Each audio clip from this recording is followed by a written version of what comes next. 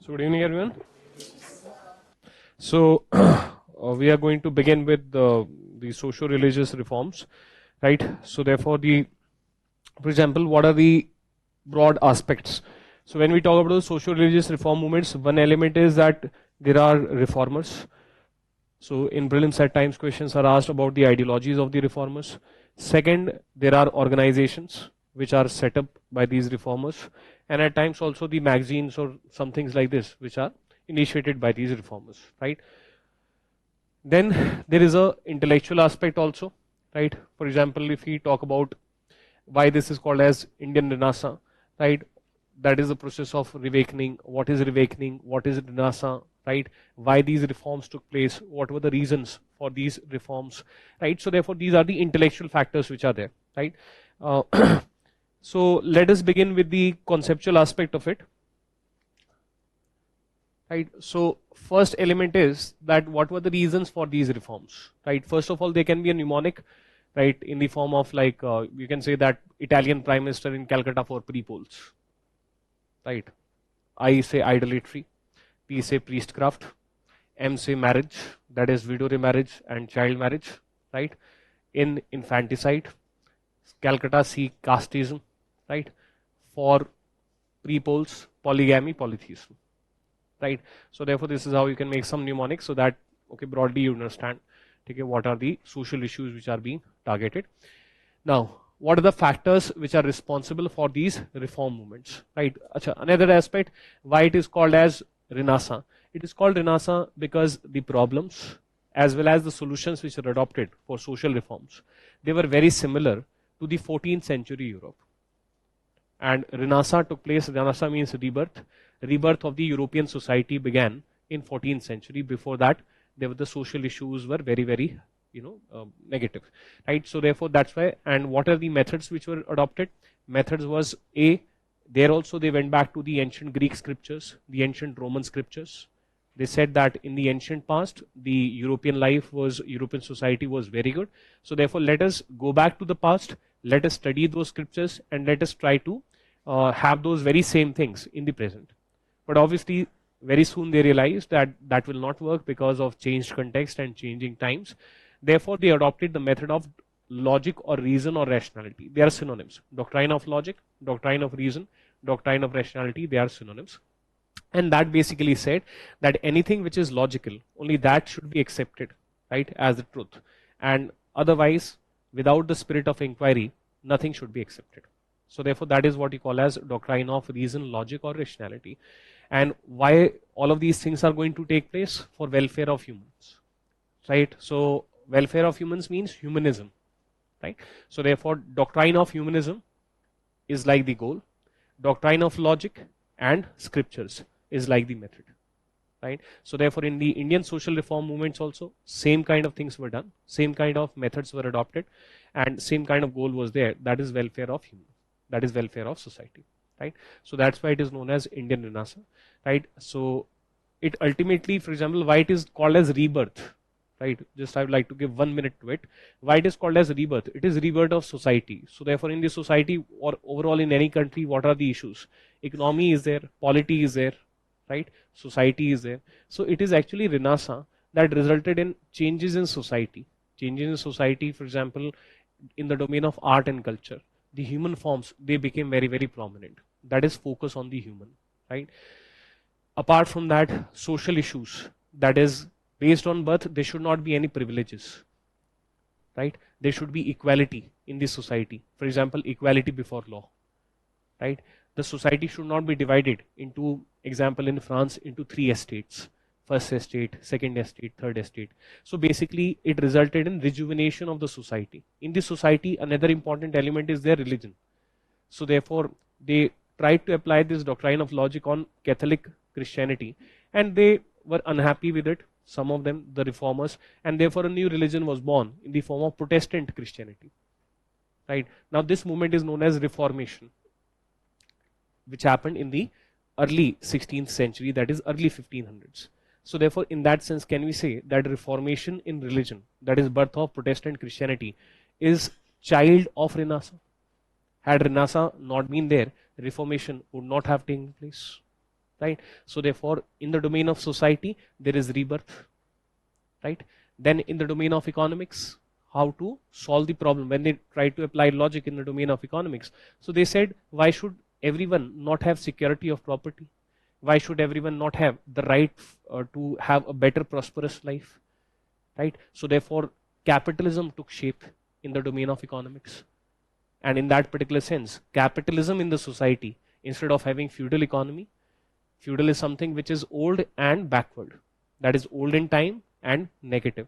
That kind of economy used to be agrarian economy, closed economy, lack of economic interaction between different parts, right? Concentration of wealth in the hands of few. That also not because of their hard work, but because of their birth, right? So these are like feudal economic aspects. In capitalism, anyone, he can rise, she can rise economically with security of property, right? So therefore, in the domain of economics, there was rise of capitalism. So therefore, can we say that capitalism is also child of Renaissance, and therefore it is rejuvenating or reawakening the society in the domain of economics, right?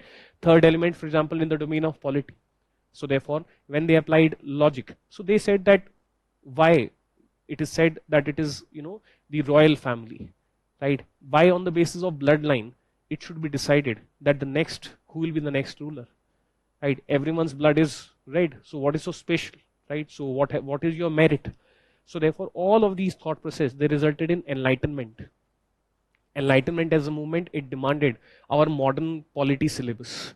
That is, there should be democracy, there should be republic, there should be separation of power and not concentration of power, there should be rule of law, there should be equality before law. All the good things that you study in your constitution, they are actually part of enlightenment ideas. So in that sense, can you say that enlightenment is also child of Renaissance, right? Then this spirit of inquiry, it resulted in inquiry, who we are as humans, where are we living, all of these things, what is this world, all of these things, they resulted in voyages of discovery also in 16th century. So therefore, these people, they started discovering new routes, right? Like Vasco da Gama 1498, Columbus 1492 reached Central America, right? So new discipline, geography, people became more aware about astronomy, about earth, about solar system, right? All of these things. So therefore, scientific revolution which took place from 16th century onwards, that is also somewhere a child of Renaissance, right? So therefore, think about this rebirth of the society in the domain of society, economics, politics, science, religion, in every domain, right? So therefore, when Western educated middle class read all of these things and they saw the Western society, that where it is right now, that Britain by 1850 is going to complete industrialization, that Britain is the first democracy, that Britain has very strong capitalism, that in Britain there is rule of law, right? So therefore, they wanted to have the same things in India. In that sense, can we say that nationalism was one of the reasons that became a trigger for social reforms? That is, like the European society had its renaissance or rebirth, if Indian society also has its renaissance or rebirth, then one day we will also be an industrialized economy, we will also be a democratic polity, right? So nationalism was one of the trigger point for Renaissance. And from where this nationalism is taking shape? From Western education. So therefore, another reason for triggering of the social reforms was Western education. That's why most of the leaders of the social reforms were Western educated middle class. Right? Properly Western education is beginning from Macaulay's Minute of Indian's Education, 1835. But yes, there are others who are before him. For example, in 1833, Raja Ram Mohan Roy died. Right? Banning of sati took place in 1829. Right? But he was a scholar of Western education. So it was who was the leader of the social reforms? It was Western educated middle class. Right? So Western education, leadership, nationalism, these are the reasons for triggering of the social reforms. Right? Doctrine of logic, when they tried to look at the society, they said, by chance if such a scenario is there, that there is no focus on spirituality and pure focus is on rituals, that is priestcraft. So therefore it is not logical. If pure focus is on idol worship is nothing wrong. Right? Swami Vivekananda was in favor of idol worship. But such idol worship where you are devoid of spirituality by chance, and idols which are, for example, in temples, and by chance, not all priests are negative. In fact, Ramakrishna Paramahansa was himself a priest. right? So it's not a statement on all the priests. But by chance, if such a situation is there, that priests are misusing their social authority for the purposes of priestcraft, for the purposes of their social power. And spirituality is the thing which is lacking. So therefore, let us go for reforms in that domain, right? So therefore, when they started applying why there should be child marriage, why there should not be widow remarriage. So when these people, they applied doctrine of logic on all of these social issues, right? So from where the doctrine of logic is coming? From Western education. So Western education leads to nationalism, which leads to desire for social reform. Western education leads to doctrine of logic, which further triggers social reforms, because the practices which you are not finding logical, you want to change those practices, right? So therefore, these are the factors which are responsible for these social reforms. Another form of, another reason was nationalism in another sense. What I told you is positive nationalism. Another kind of positive nationalism was cultural nationalism. Until 1813, the Britishers, they adopted the ideology of Orientalism, whereby they said that ancient India is great. But from 1813, Orientalism ideology, it weakened. And there was rise of non-Orientalists who said that ancient India is great. This is a myth. Your civilization is not great, right? When we ask why our civilization is not great, so therefore, they by that point of time in 1800s, they used to use the barometer of status of women, right? So they said that, see, look at the status of women in your society, and if the status of women is poor, that means your civilization status is poor, right? So therefore, the Britishers, the Europeans, they changed their parameters. In 1700s, when Orientalism was there, their barometer was language and literature. So when they studied Sanskrit language and Sanskrit literature, they found that the ancient Indian civilization is great, right? Then in 1800s, they changed the barometer to status of women. And then they said, your society is not great. That's why our social reforms which get triggered in 1800s, primary focus is women issues.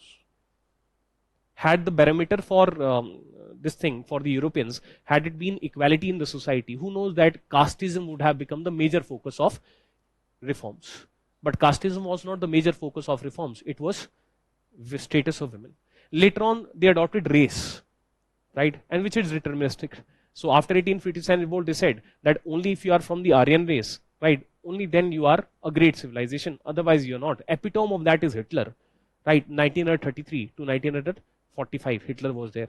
And we all know what he did, Holocaust, right? So therefore, this is like a journey. Language, literature, then status of women, and then in 1857 onwards or 1880s onwards, racial sciences, right? So this is how the Britishers or the Europeans in general, they looked at the rest of the world, that which of the country is a superior civilization, which of the country is a inferior civilization, things like that, right? So therefore, when we got angry, right, when our pride was hurt, when our self-respect was hurt, when they said that our civilization is not great, that greatness of ancient India is a myth, so therefore, that cultural nationalism also became a reason for social reforms, right? So these are the reasons for the social reforms. That why it is happening in 1800s, why social reforms are not taking place in 1700s. समाज में तो तब भी समस्या थी. Why? Because Orientalism is ending in 1813, and the British criticism is becoming sharp from 1813 onwards, right? When the British criticism, when villain is this big, then hero is also this big. When villain is this big, then Phata poster nikla hero Rajnikant. Stronger the villain, stronger the hero, right? So till 18, from 1813 till 1857, they said Indian civilization is not great, right? So therefore, we had mild heroes like Raja Ram Mohan Roy, like Keshav Chandra Sen, right? But once after 1857, they said dogs and Indians are not allowed. That is, they became extremely racist and authoritarian. Then we have very strong reformers like Swami Dayanand Saraswati, Swami Vivekananda, right? So we have very strong cultural nationalists like Aurobindo Ghosh, right? Like Bankim Chandra Chatterjee, right? So we have strong cultural nationalists after 1857 and mild cultural nationalists pre-1857, right? So therefore, that is also another character of the socio-religious reforms which is there, right? So therefore, that is what is happening. So what are the factors for the reform movements? Impact of the British rule, right? They are introducing Western education, plus they are doing criticism of the Indian civilization. Social conditions are also not good. So when, with the help of Western education, we looked at our society, we realized that there is requirement for reforms. Opposition to the Western culture. This is basically when the Britishers they criticized our civilization and they tried to promote Western culture. So therefore we said no, ancient India is great, and we will read our scriptures and we will prove that whatever present social practices are there, they are not warranted by our scriptures. Right? So therefore the social reformers, they did not ask us to be like British because Britishers are superior. They tried to search the scriptures and they said that change. Why? Because our scriptures also do not demand that we be the way we are at present. Right? So therefore, let us go back to the golden past. Right? Because not everything which is old in time is feudal. Because Lata Mangeshkar old is gold. Right? So therefore, Swami Dayanand Saraswati, when he says go back to Vedas, right, then he is not feudal, right? Because he is talking about that golden past, right? That past which is golden, right? So therefore, Swami Dayanand Saraswati is not feudal from that particular sense, right? Western culture, education, okay. Okay. So what is the nature of the movement? So the movements took place in different parts of India in different time period, but broadly, as I told you, Italian Prime Minister in Calcutta for 3 poles, right? Those were the common issues which are there, right? Leadership by emerging intellectual middle class, that is who provided leadership, Western educated middle class, which I just told. Without change or without reform in religion, there cannot be any social reform, right? So therefore, you can categorize the social reformers into 2-3 manners, right? For example, one of the method is that such kind of social reformers, basically on the basis of method, right? So imagine I am a social reformer like Ishwar Chandra Vidyasagar, right? So therefore, I have one tool with me, and that is just doctrine of logic. For example, Ishwar Chandra Vidyasagar said, I have no time to think about God, right? Similarly, Henry Vivian Desrosiers and his Young Bengal, 1830s, they are active.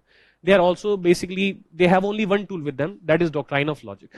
If they do not find anything logical, then they are not going to support it, right? But these kind of reformers, they failed because the target audience was deeply religious. The target audience said that my religion says so, your logic can go to hell. Okay, so therefore, other kind of social reformers are that they have 2 tools with them. One is what you call as doctrine of logic, and second tool that they have is focus on scriptures, right? So therefore, what is their approach is that, for example, first of all, they will take out the lens of logic and they will scan. So Raja Ram Mohan Roy scans, he finds out that sati is illogical, right? If Budau tapak gaya, why should the lady also die? Right? There is no logic in it. In fact, it leads to phenomenon of child widows also in many of the cases, if that is the scenario. So therefore, it's not logical. But the target audience will understand this logic only when I use religion, right? So therefore, now he started doing Control F in scriptures, right? So he opened the PDF of scriptures, did Control F, and tried to find out that Control F logic. So therefore, he tried to find out such verses or such elements which will support his position that sati is not in line with the Shastras, right? Once he found it, then he went to the people, right?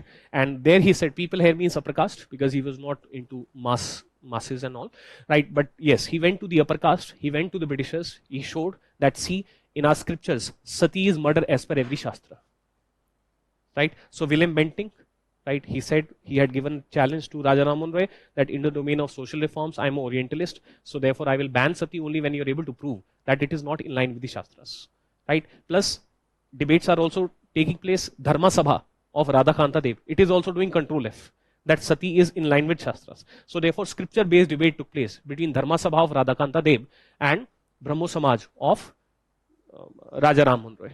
Ultimately, he was victorious. He was able to prove that sati is murder as per every Shastra, right, in its present format, right? So therefore, sati was banned in 1829, right?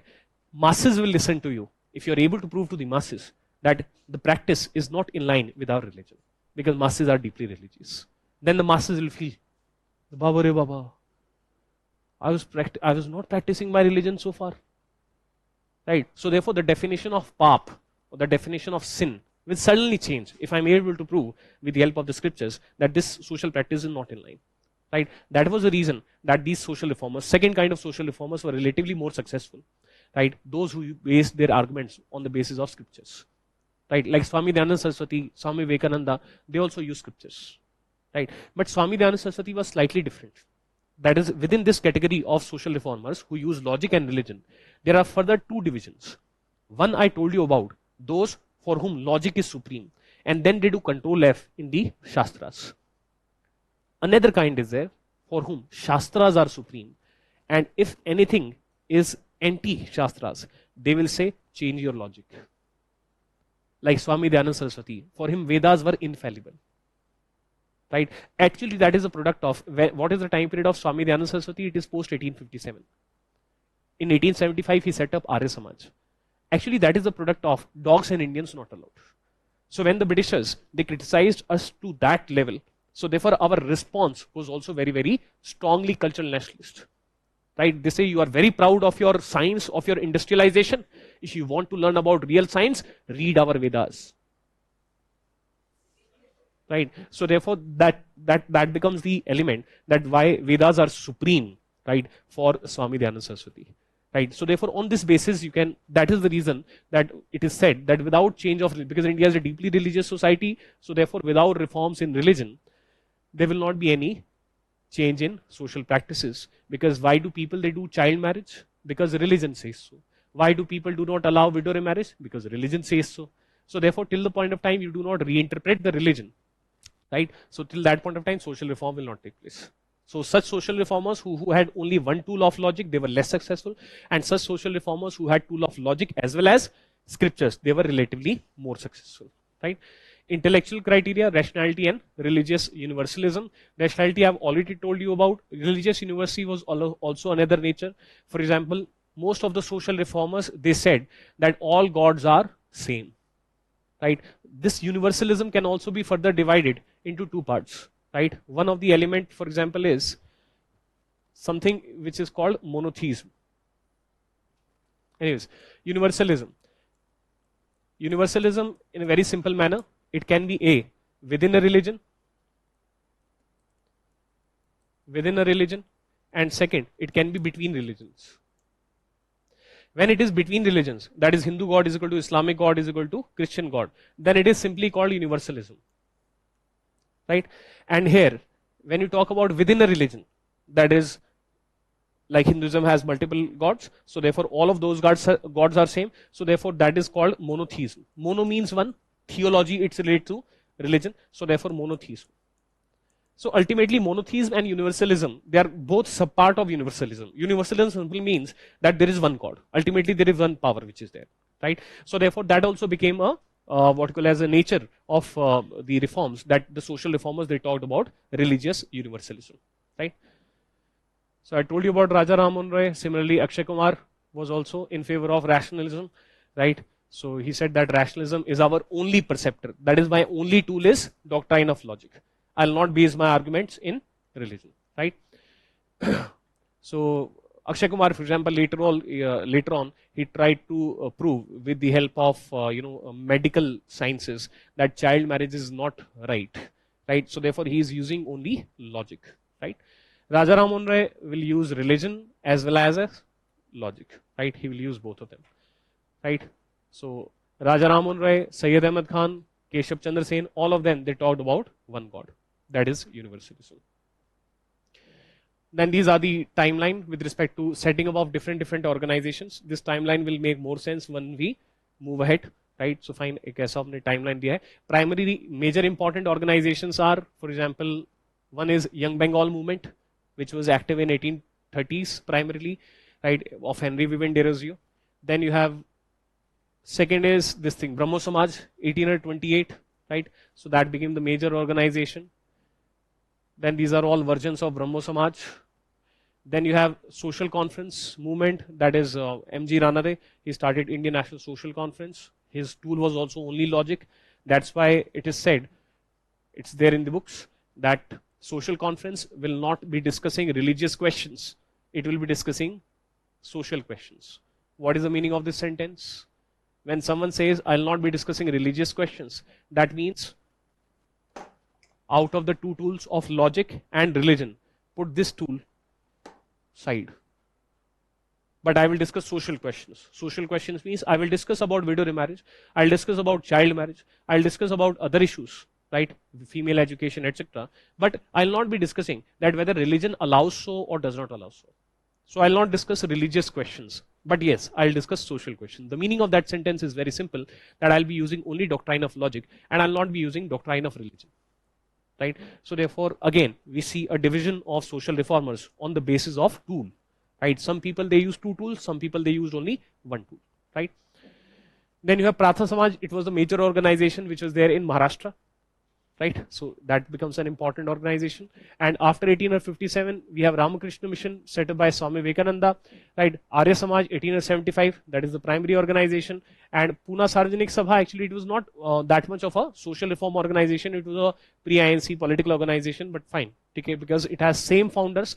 Like Pratha Samaj has important person called M.G. Ranade, who was also founder of Pune Sarvajanik Sabha. So from that perspective, you can say that it is an organization which can also think about social issues, right? In the South, you had self-respect movement. It was in 1920s with respect to the issue of casteism. It is there. Temple entry movement like Vaikom Satyagraha, right? So therefore, these are more related to temple entry, etc. Timeline of legislative matches, right? So Hindu Widow Remarriage Act, it is very famous. Then you have banning of sati, right? 1829. Sarda Act 1929. बीच में आएगा अच्छा. Right, infanticide declared illegal.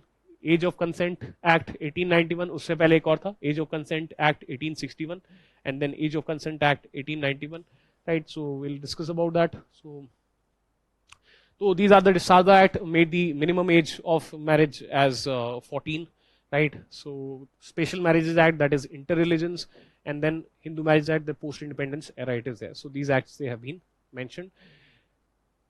Fine, these are the organizations. They all will be mentioned. Temple entry movement, self-respect movement. That's okay. We begin from here, right? So therefore, when we talk about, for example, Raja Raman Roy, right? So Raja Raman Roy, which is the organization he was associated with, everyone knows that it was Brahmo Samaj, right? Initially, it was called Brahmo Sabha. Later on, it was called Brahmo Samaj, right? Now, what was Brahmoism? Right? Someone can ask that in the prelims, that what do you mean by Brahmoism, or what was Brahmo Samaj? So Brahmoism for Raja Raman Roy, it was a subsect of Hinduism. Similarly for Debendranath Tagore, right, who is a follower of Brahmo Samaj, it was a subsect. That is within the Hindu religion, it is a subsect, right? Subsection, you understand, right? But there were some Brahmo Samajas like Keshav Chandra Sen, who later on wanted to make Brahmoism a separate religion. Like Sikhism is a separate religion, right? Jainism is a separate religion. Similarly, Keshav Chandra Sen, right, who headed the Brahmo Samaj of India from 1866, there was a split in Brahmo Samaj in 1866. Debendranath Tagore set up Adi Brahmo Samaj in 1866, and Keshav Chandra Sen set up Brahmo Samaj of India 1866, right? So there were some differences, we'll come to that.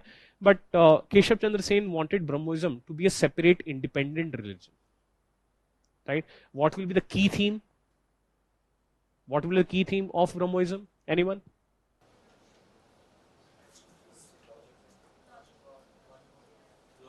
Monotheism was the key theme.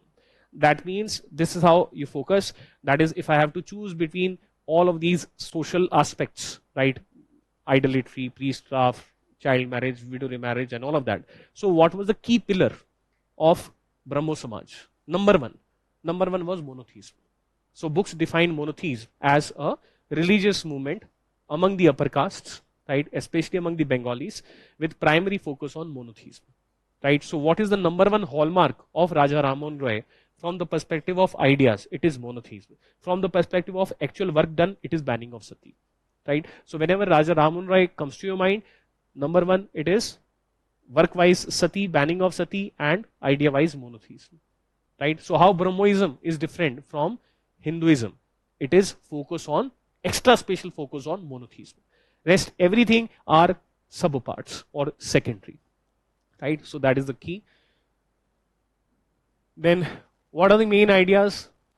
Obviously, as I told you, if you have a mnemonic, Italian Prime Minister in Calcutta for pre-polls, right? So therefore, all of those things will be opposed by Brahmo Samaj. Widow remarriage will be supported by Brahmo Samaj, right? So therefore you can it is natural that will be anti-idol worship, anti-priestcraft, will be anti-polygamy, will be anti-polytheism, will be anti-female infanticide, will be anti-casteism, right? So therefore all of these things are automatically included.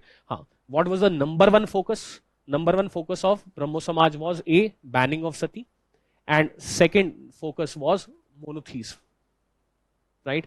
Baki casteism पे it was only purely lip service, nothing much. Criticism is different thing. Becoming passionate about it is separate. So they became passionate only about banning of sati and only about monotheism. Rest were secondary. They worked on it, but secondary. Apart from that, their principles like discarded faith in incarnations. Why? Because I'll take out this pen of logic. So therefore, Raja Ram Mohan Roy says, when I apply logic, I do not find that there can be God's human birth. Right? Give me some proof. I don't have a proof. Right? So that's why. Primacy of human reason, logic, and conscience over any scripture. So it was Swami Dayananda Saraswati, for whom Vedas were supreme. For Raja Ram Mohan Roy, he uses the scriptures, but he is a user of scriptures. Right? His number one thing is logic. After that, he does control F logic in scriptures. So therefore, he is using scriptures to convince you. Right? What if there is a clash? Then he will choose logic. Right? So therefore, that's why it is written that primacy it is of conscience and human reason over scriptures. Right? Worship of eternal, unsearchable, immutable God. Right? So basically, human form है नहीं. Criticism of the caste system, it was only criticism, ज़्यादा कुछ नहीं किया नहीं. Right? Promotion of charity, morality, benevolence, no definitive stand on doctrine of karma. Well, he did not believe in doctrine of karma. Doctrine of karma is my past life actions. They are going to impact my present life. But आत्मा अजर है, अमर है, right? शरीर ना उसे कोई भिगा सकता है, ना उसे कोई जला सकता है, ना उसे कोई मतलब आत्मा को ना कोई जला सकता है, आत्मा को ना कोई भिगा सकता है, right? That is this immortality of the atma, right? Soul, right? And then rebirths. Right? So therefore, that is one of the core feature of Hinduism. Right? So if he takes a stand that rebirths, they don't happen. Right? If he takes a stand against this idea of the, Atma, then many Hindus will not be joining the Brahmo Samaj from the upper caste. That's why he said that my personal faith is different, but fine, with respect to membership of Brahmo Samaj, to have more number of people as members of Brahmo Samaj, I am leaving the issue to the individual Brahmo Samajists that if you want to believe in it, believe in it. If you do not want to believe in it, don't believe in it. Otherwise, so no one will join my Brahmo Samaj. Right? These are the books and the journals that he wrote. So therefore, it tells us that he was a scholar of Christianity also. He was a scholar of Persian also. He translated Vedas and Upanishads into Bengali. For example, he used Upanishads to prove that Hinduism supports monotheism. Right? So therefore, these are the things which are Debirnath Tagore, DBT, right? Debirnath Tagore. So he's a follower. He's more of an organization man, and he's more like Raja Ram Mohan Roy, right? In what sense? For example, he believes in, like Raja Ram Mohan Roy, he believes in gradualism. There can be further division of the social reformers on the basis of their passion. Some who wanted reforms in their lifetime, and some who did not want reforms within their lifetime. They want to follow gradual approach. That is step-by-step reforms. Right? So for example, Debirnath Tagore, he wanted step-by-step reforms. Right? Raja Ram Mohan Roy wanted step-by-step reforms. Why? Because if you are going to be very aggressively pushing the Hindus, right, with respect to social reforms, what if the population, rejects you? Right? So therefore they said hole, because issues are sensitive. So therefore, slowly. Right? So they did not pick up issue of caste very strongly. They did not pick up issue of widow remarriage and child marriage very strongly in the initial phases. Right?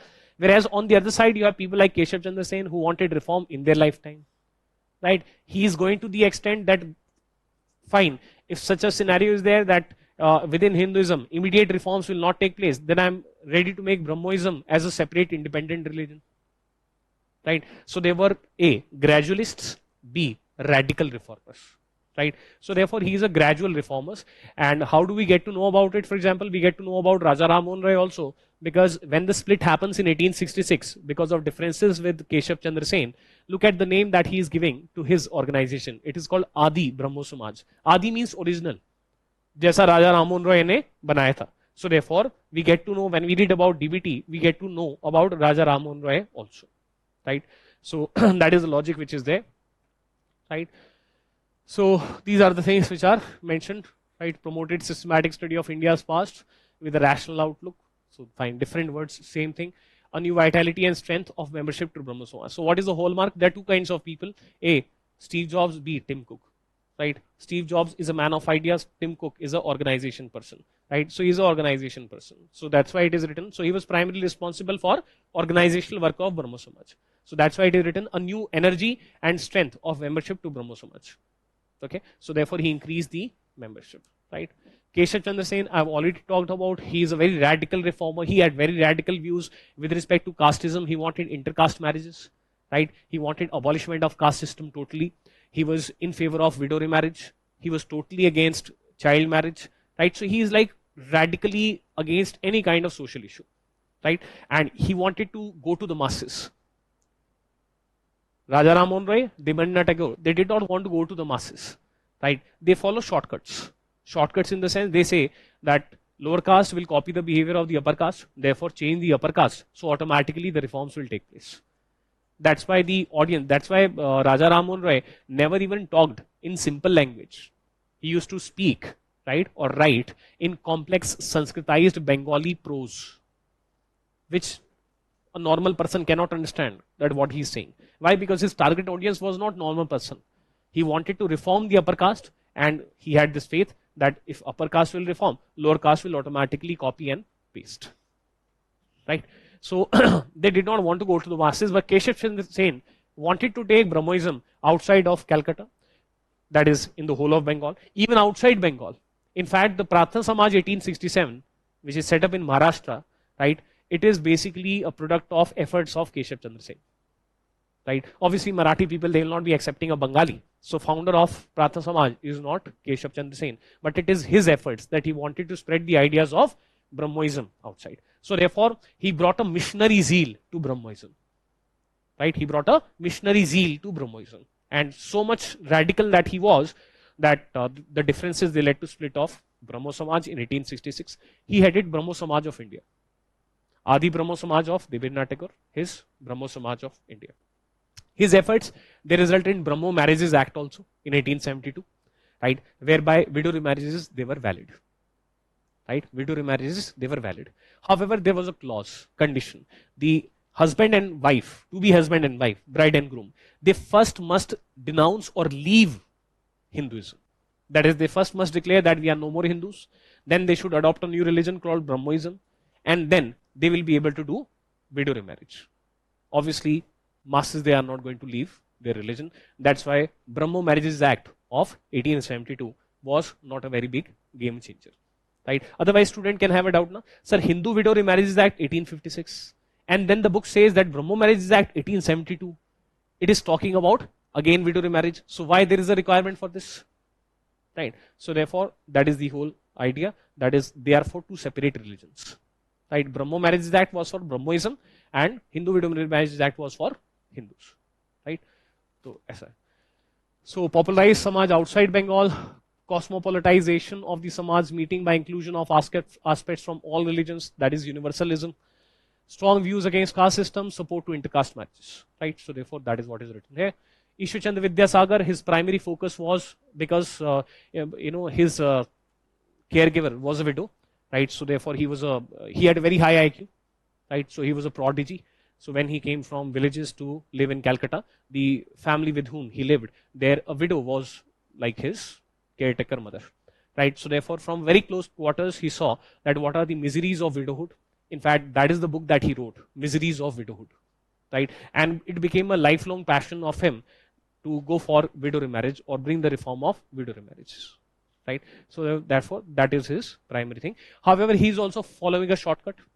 And the shortcut is that instead of going to the masses, he goes to the British. Like Raja Ram Mohan Roy also did not go to the masses, he went to Bentinck. Please bring a law to ban sati. Right? Similarly, he is also going to Dalhousie. Please bring a law for Hindu widow remarriage. Right? So therefore, Dalhousie is there, 1848 to 1856, and Hindu Widow Remarriages Act 1856 is brought.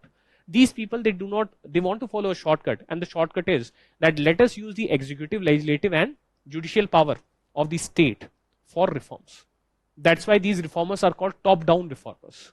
Whereas those who went to the masses, like Keshav Chandra Sen, those who went to the masses like Swami Dayananda Saraswati, Swami Vivekananda, they are called bottom-up reformers.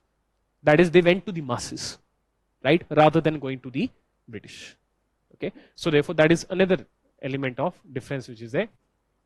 He was a great scholar of Sanskrit, so therefore he is appointed as principal of Sanskrit College, right? He is appointed as secretary of Bethune School. Why? Pani Pile Bethune, drink water Bethune, right? So therefore he set up a school for female education, right? So therefore, because Ishwar Vidyasagar is very passionate about female education also, apart from widow remarriage, so therefore he's an educationist also, so he's secretary of Bethune School, right? Pioneer of higher education for women, right? So he set up model schools for women, right? Also promoted admission in colleges for women. Legalization of widow remarriage, 1856, against child marriage and polygamy, right? So polygamy, he collected signatures. He collected 10,000 signatures, lakhs, thousands of signatures he collected, and he submitted to the government that please ban polygamy. Okay, he wrote a right. So yeah, he wrote a book also on polygamy, right? So this kind of scenario is there. Associated with Tattva Bodhini Patrika, Som Prakash, Hindu Patriot. So fine, these are the newspapers and magazines that he worked for, right? Which brings us to another thing, that most of the social reformers, they used pen. That is, even those who went to the masses, they also wrote, right? And those who are not going to the masses, they are writing about their ideas of social reforms in some magazines, right? Swami Dayananda Saraswati, so therefore his response was of great cultural nationalism when the British authoritarianism, when the British racism, it increased like anything after 1857. So therefore he gave a very strong response in the form of setting up Arya Samaj in 1875, right? And the call of Arya Samaj was that the real scientific truth, it is there in the Vedas. Go back to the Vedas was the call, right? So therefore he said that in the Vedas, there is no place for idol worship. In the Vedas, there is no place for priestcraft. There is no place for any ritual. He even opposed, for example, dip in holy water. Any kind of ritual he opposed. Only thing that he supported was doing yajna or havan, right? He was strongly against casteism. He was strongly in favor of intercaste marriages. He was strongly in favor of Hindu widow marriage, right? He was strongly against child marriage, right? So therefore, he is a very strong and radical social reformer, right? So therefore, that is what he believes in. He promoted what you call as two things are unique about him. So Swami Vivekananda and Swami Dayananda Saraswati, they are called as ambassadors of Hinduism, two who tried to promote Hinduism. So in the case of Swami Dayananda Saraswati, he said that Hinduism is also religion of book, and the book is Vedas. So like Christianity takes pride that we have a book in which the truth is revealed. Muslims, they take pride that we have a book in which truth is revealed. Similarly, we the Hindus also have a book that is Vedas, right? So he tried to promote Hinduism as a religion of the book, right? When a religion is a religion of the book, then actually scope for interpretation becomes slightly less. Why? Because the truth is codified, right? So therefore that is one element. It brings a kind of like strength, you can say, to the idea. Second is that he is the one of the person apart from Swami Vivekananda who tried to do missionary activities with respect to Hinduism, right? So he started Shuddhi movement for reconversion from other religions into Hindu religion. However, what is the primary dharma of Swami Dayananda Saraswati, or the primary hallmark of Swami Dayananda Saraswati? Ahimsa. Ahimsa. So therefore he is not responsible for any communal violence. He is not promoting any kind of communalism. He is not promoting any kind of communal rights. Right? If you read about Swami Dayananda Saraswati, his primary focus it is on ahimsa. Right? In that sense, you can say that Mahatma Gandhi, shares the value of ahimsa with Swami Dayananda Saraswati. Right? That's why he focused purely and purely on what he call as voluntary reconversion. Right? So spread the good ideas of the Vedas, and if anyone wants to voluntarily convert, then their wish. He also started cow protection movement, and that was also very, very non-communal. It was after his death in 1883 that the next leaders, right, they are the books they attribute it to them, that they started a very aggressive cow protection movement, aggressive Shuddhi movement, resulting in cow killing riots of 1893. Right. So therefore, that is what is there. So he wanted casteless society, India free from foreign rule. He gave the concept of Swaraj. For him, Swaraj, it meant cultural independence. That is, there should not be any influence of foreign, not just in polity, but also in economics, also in what you call as, not just in polity, but also in culture. So these are the things which are there. Satyarth Prakash is the book that he writes. Swami Vivekananda, well, he was initially a Brahmo Samajist. He tried to be part of different subsects. He was searching for that nirvana or for that Brahman experience. Brahman experience, it means that, have you seen Game of Thrones? Right. So therefore, those of you who have seen Game of Thrones, in the last, the king is having a Brahman experience. Right. That means ultimately all of our souls are connected. Right, we are like one soul, and all of us are manifestation of that common consciousness. And when you're able to have a realization of that, that is called as Brahman experience.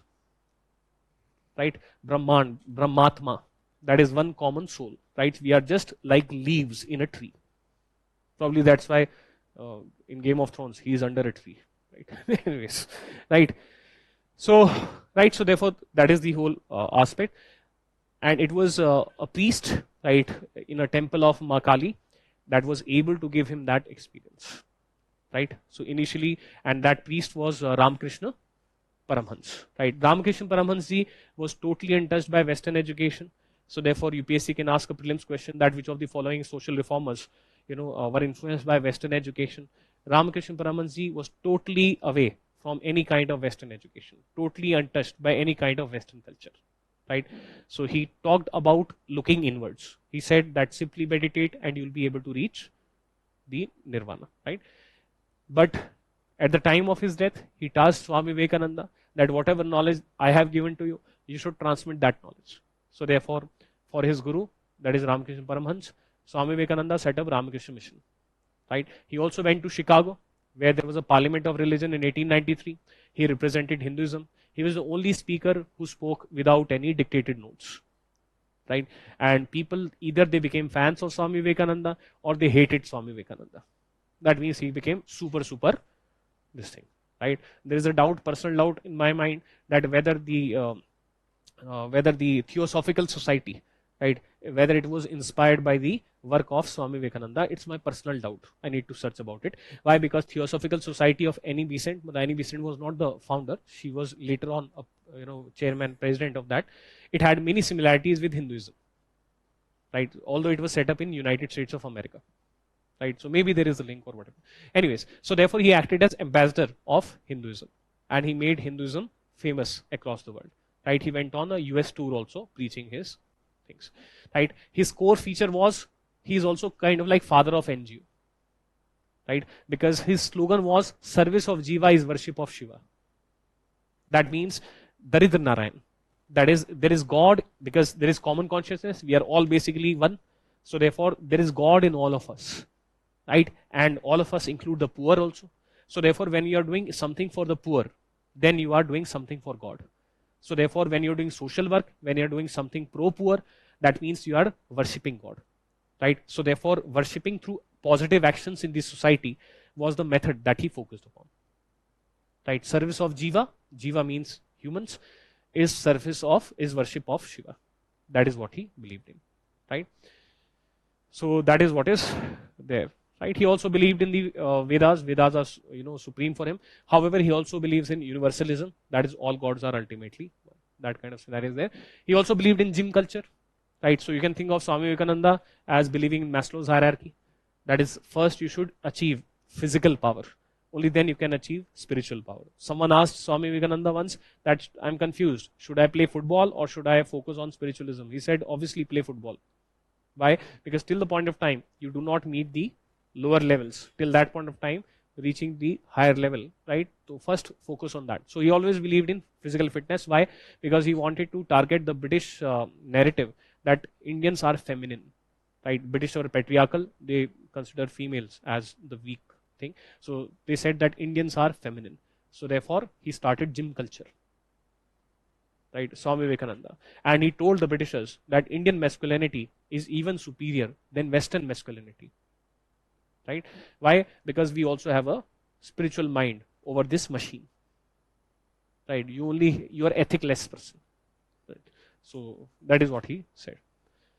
MG Ranade, he is a person for whom he is a great intellectual, right? There is a like in class I say there is a movie Raja Babu, right? So in that movie Raja Babu, there is a scene that Govinda, is looking at a photograph. In one photograph, he is a customs officer. In another, he is a police officer. In another, he is a lawyer. In another, he is a doctor, right? Well, we laugh looking at that scene, but when you study about MG Ranade, it is like that reality is also possible, right? So therefore, he was a social reformer, right? He is a judge also in Bombay High Court, right? He is founder of Pune Sarvajanik Sabha, one of the pre-INC association, right? He is a moderate. He is father of Indian economics. He's contributed to Dane theory, right? Even the Britishers are recognizing his economic acumen and awarding him, right, for work in for fiscal deficit and all, right? So like he's like a great intellectual, right? And but his method was only he's a politician also, member of Bombay Legislative Council, right? So his biodata is amazing. Usually with such people, one problem is there that they are not cultural nationalists. Well, he wrote a book, Rise of Maratha Power, right? So therefore, he's a cultural nationalist also in that sense. But in terms of social reforms, he will use only logic, right? He will not use, right? So as a great champion of female reforms, worked on women education, favored widow remarriage, raising the age of marriage for both males and females, father of Indian economy. So all of these things that I've said. So therefore, they are there. So he is a person. What is the key hallmark of MG Ranade? That he is a person who uses logic, and he is a person who is in favor of women reforms. He is a prominent member of Pratna Samaj, 1867, and he is founder of what you call as Pune Sarvajanik Sabha. Right. So therefore, these are the key aspects of him. He is a gradualist. That is, he is like Debendranath Tagore, Raja Rammohn Roy, Hole Hole. Right. Not very rapid reforms, but slow, gradual reforms. Right. Ramakrishna Paramhans, we talked about. Akshay Kumar, we mentioned. Right. So later on, he is a Brahmo Samajist. He tried to use medical opinion later. Henry Vivant de Rozier. Henry Vivant de Rozier was basically a professor, right? Who is active in 1830s, 1820s. And imagine if I'm Henry Vivant de Rozier and you are my students, I'm constantly asking you to focus on why, right? That is question everything, right? So therefore, me and you, we are called Young Bengal. And after that, in our society, we started questioning everything. Right. So therefore, for example, if any child marriage is taking place, these college students, they will enter into the house. They'll say, "Shadi nahi ho sakti." Right. So maybe the parents are like, "Does he want to marry?" He's like, "No." Right. So therefore, lot of social disputes will take place with them. Neither they will marry nor they will allow anyone else to get married. Right. This kind of scenario. Right. So they question everything. And that's why they are rejected. They become very infamous. Right. But at the same time, they are rejected by the masses because they are not basing their arguments in religion, right? So people are like that. You are too much influenced by the British culture, and you simply want us to be like British. तुम हमारा धर्म भ्रष्ट करना चाहते हो. You want to destroy our religion, right? So they are a failure, but yes, they became very, very famous, right? Split in Brahmo Samaj. I told you the grounds also that why there is split. Keshav Chandra Sen wants to be very aggressive, right? Even if that means starting a new religion. But DBT, Debendranath Tagore, does not want that. That's why the split is there, right? So these are the things which are there. Ultimately, later on, there was a split in Brahmo Samaj of India also of Keshav Chandra Sen because he married off his daughter who was a minor, right? So therefore, the followers are like, all the gyan is for the world, right? So therefore, Sadharan Brahmo Samaj got created, right? So therefore, that is what is happening. Balashastri Jambekar is called father of Marathi journalism, right? So he is also a social reformer. His newspapers are Darpan, Digdarshan, where he talked about general studies, GK, general knowledge, right? So in those times, GK became very famous, right? So aisa. Jyotiba Phule, he along with his wife Savitribai Phule, he started the Satyasodhak Samaj, worked for reforms among the lower caste, especially on female education. UPSC has already asked a question. I don't think very recently they asked a question a couple of years back. I don't think again they'll be asking. Pandita Ramabai, right? So Pandita Ramabai was famous, right? Such examples were rare. For example, she married late. When she married a person from lower caste. Sadly, she became a widow. Then she went abroad, and she also started a hostel for widows in Bombay, right? So therefore, but examples like her were rare. In the end, however, she converted to Christianity, and when she is converted to Christianity, so therefore, not just the Orthodox sections but also the reformers are angry with her. Why? Because the reformers, they did not want end of Hinduism; they wanted reform of Hinduism. Okay, so therefore, that is what is happening. Gopal Hari Deshmukh is famously known as Lokhidawadi, right? So they are all working on the same kind of social reforms, right? So उसमें वो नहीं बस इनका organizations वगैरह है. In South India, the issue in Madras Presidency was more related to casteism, right? So E.V. Ramaswamy Naikar was the primary person, right? He started this self-respect movement, right? So he would do things like, for example, he will wear black, right? He will promote black color, right? So if white color it is associated with, upper caste, then I'm wearing, blacks, right? So I saw this kind of scenario. So basically, primarily anti upper caste movement it was. Shri Narayan Guru, so he set up this Shri Narayan Guru Paripalana Sabha, right, or Dharma Paripalana Sabha, whereby focus was on, entry into temples, focus was on, issues of caste and all of these things. But it is kind of like a repeat. They do the same thing, just that the hallmark is to be remembered. Hallmark was anti-casteism, right? Theosophical Society, founded in US by Blavatsky and Olcott. Later on, headquarters in Madras, right? Preaching the wisdom of Krishna and Gita. That's why I said that they had very similar things. N.E. Besant was the president in India.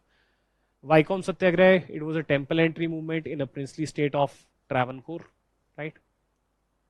Led by K.P. Keswa. Mahatma Gandhi also supported. Deva Samaj, eternity of soul, that is, soul is immortal, supremacy of a teacher, guru, and need for good action. Fine. Okay. Radha Swami movement, 1861. One supreme being, supremacy of the guru, a company of pious people that is doing satsang, and a simple supreme. Okay. Right?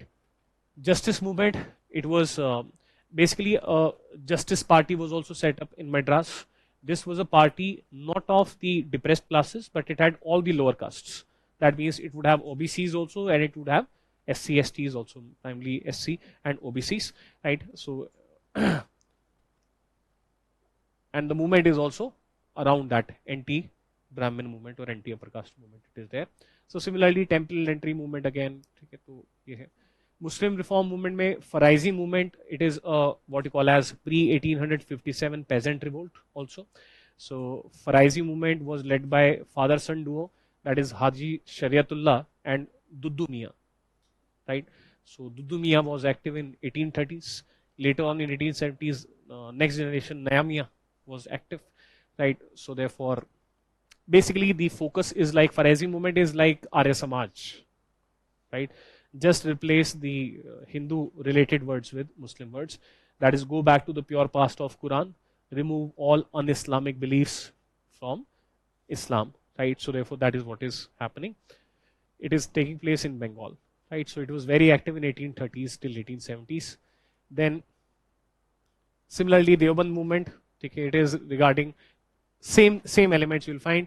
Propagate pure teachings of Quran and Hadith among Muslims and keeping alive the spirit of jihad against the foreign rule, right? So therefore, cultural nationalism from Islamic side.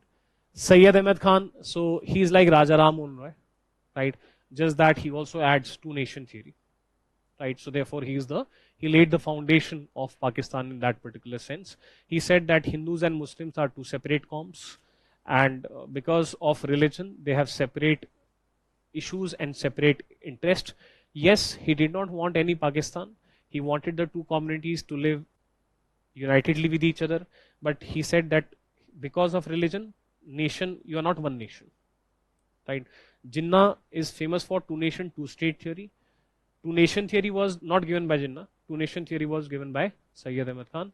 Two nation, two state theory, that is a separate Pakistan for that Muslim nation, that was given by Jinnah. Right, so his reforms are very, very similar. So method will be of gradualism, like Raja Ram Mohan Roy, right? Like Raja Ram Mohan Roy supported Western education and Western culture. He would also support Western education and Western culture. Raja Ram Mohan Roy said, go back to past Vedantic traditions, right? That was a statement of Raja Ram Mohan Roy. Go back to Vedas is of Swami Dhyan Saraswati, right? So similarly, he also does not want Muslims to give up the core values of Islam, right? So like Raja Ram Mohan Roy did not want Hindus to give up core values of Vedas, right? But yes, still adopt physics, chemistry, maths, still adopt West-like culture, but without giving up your core values. Similarly, he also does not want Muslims to give up their core values, but he still wants physics, chemistry, maths, and some kind of social reforms. Like Raja Ram Mohan Roy was pro-women, similarly he is anti-parda, he is against triple talaq, right? He is against polygamy, right? Like Raja Ram Mohan Roy was in favor of universalism. Similarly, he also supported universalism, right? That is different people, different nations, they have their different gods, but those gods are what you call as equal or same, right? So he's founder of two nation theory also, but supports universalism from that particular perspective. Aligarh movement is basically when he set up Anglo-Oriental Mohammedan College. Anglo, it represents Western culture, Western education. Oriental, Oriental is something which is related to the East. So therefore, please do not give up core Islamic beliefs. Anglo-Oriental. Mohammedan, that means a college for the Muslims, right? So therefore, in the Anglo-Oriental Mohammedan college, he tried to promote Western education among the Muslims, but without giving up the core beliefs of Islam, right? So in that sense, he's kind of similar to Raja Ram Mohan Roy, but A, slightly late. He is active in 1870s, 1880s, 1890s. Second thing, he is the founder of two nation theory. So therefore, that is the core aspect of this. The Muslim League, 1906, it was ultimately product of this Aligarh movement, right? So therefore, this is how later on things they happen, right? Similarly, Shah Waliullah, right? So he was, he promoted what you call as Wahhabism, right? He was active in Delhi. Later on, it inspired some of the movements in Bengal also, right? Titu Mir adopted Wahhabism, inspired by teachings of Shah Waliullah, right? He also led a peasant revolt, right? Revolt by Titu Mir is there, right? So peasants of Bengal. So this is what is there. Now, Singh Sabha movement was set up in 1873, and when Arya Samaj was set up in 1875, and Arya Samaj began Shuddhi movement, that is reconversion. So therefore, Singh Sabha tried to prevent it and tried to convert more people into Sikhism. So therefore, some rivalry happened between Singh Sabha movement and this thing, right? So that is there. Baki Akali movement, this we discuss as part of non-cooperation movement. Akali movement is basically taking control of Gurdwaras from the Udasi Sikh Mahants. Actually, when Jallianwala Bagh massacre happened in April 1919, after that, the Britishers again tried to use the Udasi Sikh Mahants for their political stability. And the Udasi Sikh Mahants, they honored, decorated General Dyer. This resulted in huge amount of anger among the Punjabi society. And they said that these corrupt Udasi Sikh Mahants, that is priests, they should be removed from the temples, that is Gurdwaras, right? And therefore, they came to be known as Akalis, those who started this movement. And this movement came to be known as Akali movement. It is from 1920 till 1925. And in 1921, this movement merged with non-cooperation movement of Gandhiji. And they said that we support the goal of Swaraj also. Okay, so they ultimately were successful. Gurdwara Reform Act was passed in 1925. Shiromani Gurudwara Prabandhan Committee, SGPC, was set up. So therefore now an elected body will be managing the Gurudwaras rather than the priests, right? So this movement, Akali movement, is a social reform movement also, right? So that is happening.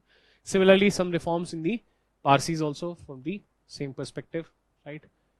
So that is what your reforms is, right? That is broadly your reforms. Now, what are the political organizations which are there before Indian National Congress, right? So first element that comes into operation is that why there was growth of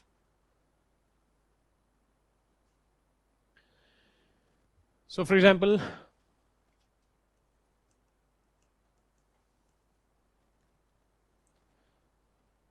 why Indian national movement began, that is one aspect.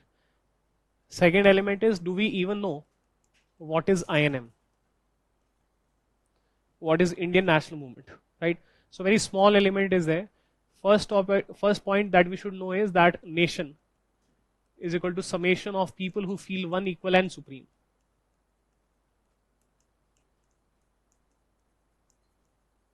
For example, in the 1857 revolt, proper modern nationalism was not present. Why? Because the people said, no, no, we are not supreme in polity. Bahadur Shah Zafar is supreme in polity. Right? That is, some monarch is supreme. So therefore, if there is modern nationalism, then in polity people are supreme and not any monarchy. Right? So therefore, this is one element.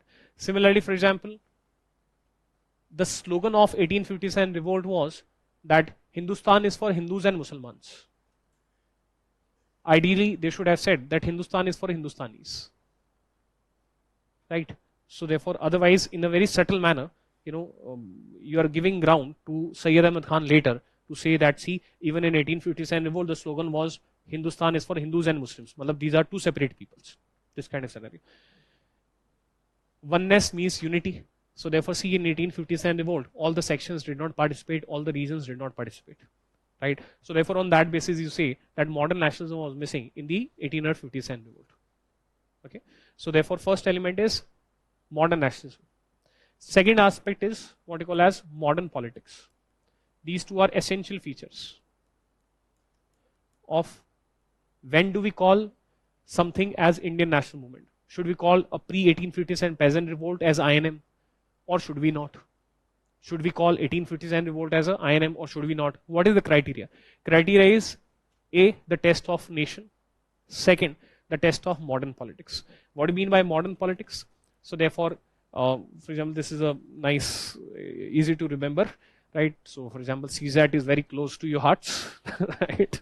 So therefore, by burning, the CSAT paper in Mukherjee Nagar, CSAT is not going to go away, right? So the slogans like CSAT, hi hi, CSAT, hi hi, they are not going to get you, the reforms, right? If reforms are to take place, then there has to be a proper organized effort, right? Proper organized effort means first there should be a proper organization, right? There should be a proper organization. Organization means some kind of this kind of organization, right? Organized method should be there, right? Top to bottom hierarchy should be there. Branches at the central level, at the provincial level, at the district level, right? Proper hierarchy. This organization should have a strong leader, like, right? So therefore, strong united leadership should be there. This can be in the form of institutional leadership also. Person does not matter, right? Third element is that why this organization is set up, clear ideology should be there. That is, what do we stand for, right? From that ideology, so ideology of such an organization can be a proper organization. For example, I can be the All India President, right? And you can be the heads of the different provincial chapters. Some of you can be head of the district chapters. So proper organization is there, right? So that when commands are given from the top, they are followed. Strong leadership, united leadership, clarity of ideology. Ideology can be that in general we stand for welfare of the youth, right? So that is like the broad ideology. But from that ideology, in which sector are we working? And so from this ideology, clear goal should come out, right? So therefore, clear goal that right now this is our goal. So right now our goal is, for example, reforms related to UPSC, right? And sub goals can also be there. Example, CSAT.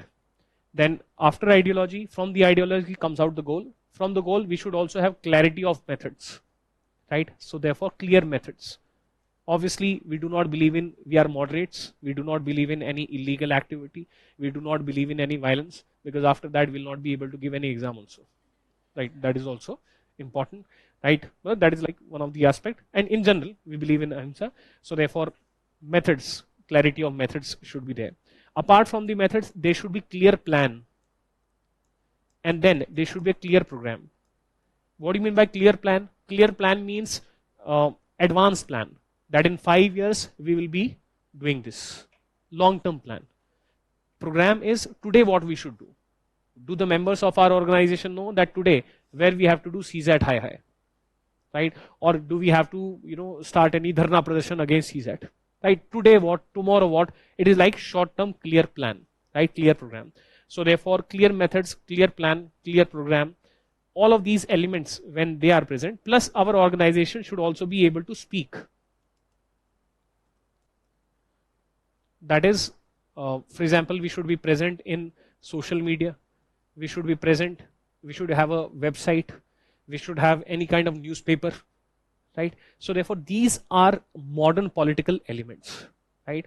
These are modern political elements, and we should be also aware with respect to methods also, right? So modern politics, it began after 1857, right? So before 1857, you do not come across any organizations, right? You come across peasant revolts, but you come across tribal revolts, but you do not come across any name of organization, right? It is, for example, British Indian Association 1851, right? Landholder Society was there in 1838, but it was having Britishers also, right? You have British Indian Association 1851, right? You had Bombay Association 1852. You had Madras Native Association 1852. So therefore, for the first time, modern political organizations, they start coming up, right? Apart from that, later on also, Mahatma Gandhi, he tried to focus on all of these things. ठीक है, तो मतलब मैं एक just यहाँ पे definition देना चाहता था. After that, we'll come to proper organization, right? So organizations, they start appearing after 1857 revolt. मतलब even if they are set up before 1857, they become primarily active after 1857. So therefore, when you have an organized struggle, right, and the whole nation is participating, then you call that movement as Indian national movement, right? So why Mahatma Gandhi is called father of the nation? Why? Because he brought all the different sections of the society into this organized struggle, right? So therefore, that's why this particular topic becomes important. That means Indian National Congress was set up before it was set up in 1885. So before that, what were the organizations which are there, right? So in the case of Bengal, the primary organization is this one, British Indian Association 1851, right? It was an organization which had conservatives. Conservatives are those people whose goals are not very, very strong, right? They want only very small changes. Moderates are those who want changes, but more than conservatives. Extremists are those people who want very strong changes. And revolutionaries are those who want very strong change in a very short amount of time. So it is conservatives, moderates, extremists, and revolutionaries, right? So therefore, that is how it is. So initially, these organizations, this organization, it is of conservatives, and conservatives were landlords, right? Why? Because landlords, they were benefiting from the Britishers. Britishers, they had brought Permanent Settlement Act of 1793. So therefore, the economic status of the zamindars, it was totally dependent on the British. When zamindars are oppressing the common man, so it is the British police which is going to protect them, right? So therefore, that was the primary organization. What was the key work of this organization? The key work of this organization was that before the Charter Act of 1853, they sent a petition to the British Parliament demanding some rights of the Indians, right? For example, they complained about salt and opium monopoly. They complained about salaries of the bureaucrats. That is, bureaucrats, they have high salaries. ठीक है ना, हमारी salary की तो सब समस्या रहता ही है, ठीक है ना, हम कुछ हमारा घर ना चल जाए बस किस तरीके से, ठीक है, be it Gandhi ji, be it conservatives, one common point is our salaries, right? So everyone hated our salaries, right? So therefore, expensive administration, right? These are the two key issues. Public works, that is the common infrastructure, it can be better. So these kind of demands were there, right? So very conservative, very mild kind of demands were present. Similarly, in the case of Baki, later on, as things improved, so fine, Dadabhai Naoroji, right? He's basically in Maharashtra. यहाँ पे क्यों लिखा हुआ हमने नाम? Anyways, so there was primarily this Indian Association, right, of Surendranath Banerjee, right? So this was set up in 1876. So what is the difference between this organization and this organization. This organization is of the conservative landlords. This organization, it is of Western educated middle class. So therefore these classes, that whether you are from landlord class or you are from middle class, this is decided on the basis of your profession. So those who are lawyers, doctors, engineers, government servants, they are middle class professionals. Those who are traders, businessmen, they are middle class capitalists. And those who are in colleges, they are simply middle class youth, right? Landlords, that means they are earning their livelihood primarily because of being owner of the lands, right? So they were conservatives and they were moderates. So moderates, they are there even before 1885. These are all moderates, right? So therefore that is how the thing is, right? Technically, from the prelims perspective, British Indian Association was the first organization which was having purely Indians. That is, no Firangis were present in it, right? However, it was not first all India organization because it was a regional organization, right? Work was that it sent a petition to the British Parliament which was discussing the Charter Act of 1853, right? So in Bombay Association was an organization very similar to the British Indian Association of Bengal. That is, it was also dominated by the conservatives. Why it was set up? The reason was also the same. We knew that the Charter Act 1853 is going to come because Charter Act of 1833 renewed the charter for 20 years. So everyone knows that in 1853 another charter will be coming. So these people, they also sent a petition to the British Parliament but with very similar demands. Here we get to know that Indian national movement is just beginning, because one of the element of Indian national movement is nation is summation of people who feel one, equal and supreme. People include leaders also. The leaders are not able to get united, right? They tried to set up British Indian Association, tried to set up branches in other parts, tried to ensure that only a single joint petition is sent by the Indian leaders, but because of internal rivalries, the leaders are not able to come together, right? And they also sent a petition to the British Parliament. Similarly, in the case of Madras, MNA 1852, Madras Native Association 1852. It is also an organization of the conservatives, right? That is landlords. They also sent a petition to the British Parliament before the Charter Act of 1853, right? So therefore, we get to know that our leaders are not properly united. That is why formation of Indian National Congress is a landmark. That ultimately, through the Indian National Congress, at least the leaders are getting united, right? So that happens in 1885. In the case of Bombay, like Bombay Association, in the case of Bengal, like British Indian Association is an organization of the conservatives, and Indian Association is an organization of the Western educated middle class. Similarly, same pattern is here. Here the Bombay Association is an organization of the conservatives, and Pune Sarvajanik Sabha, set up in 1870, not 1867, right? Set up in 1870 is the organization of the Western educated middle class, right? It was set up by M.G. Ranade, right? So therefore, that is the difference which is there.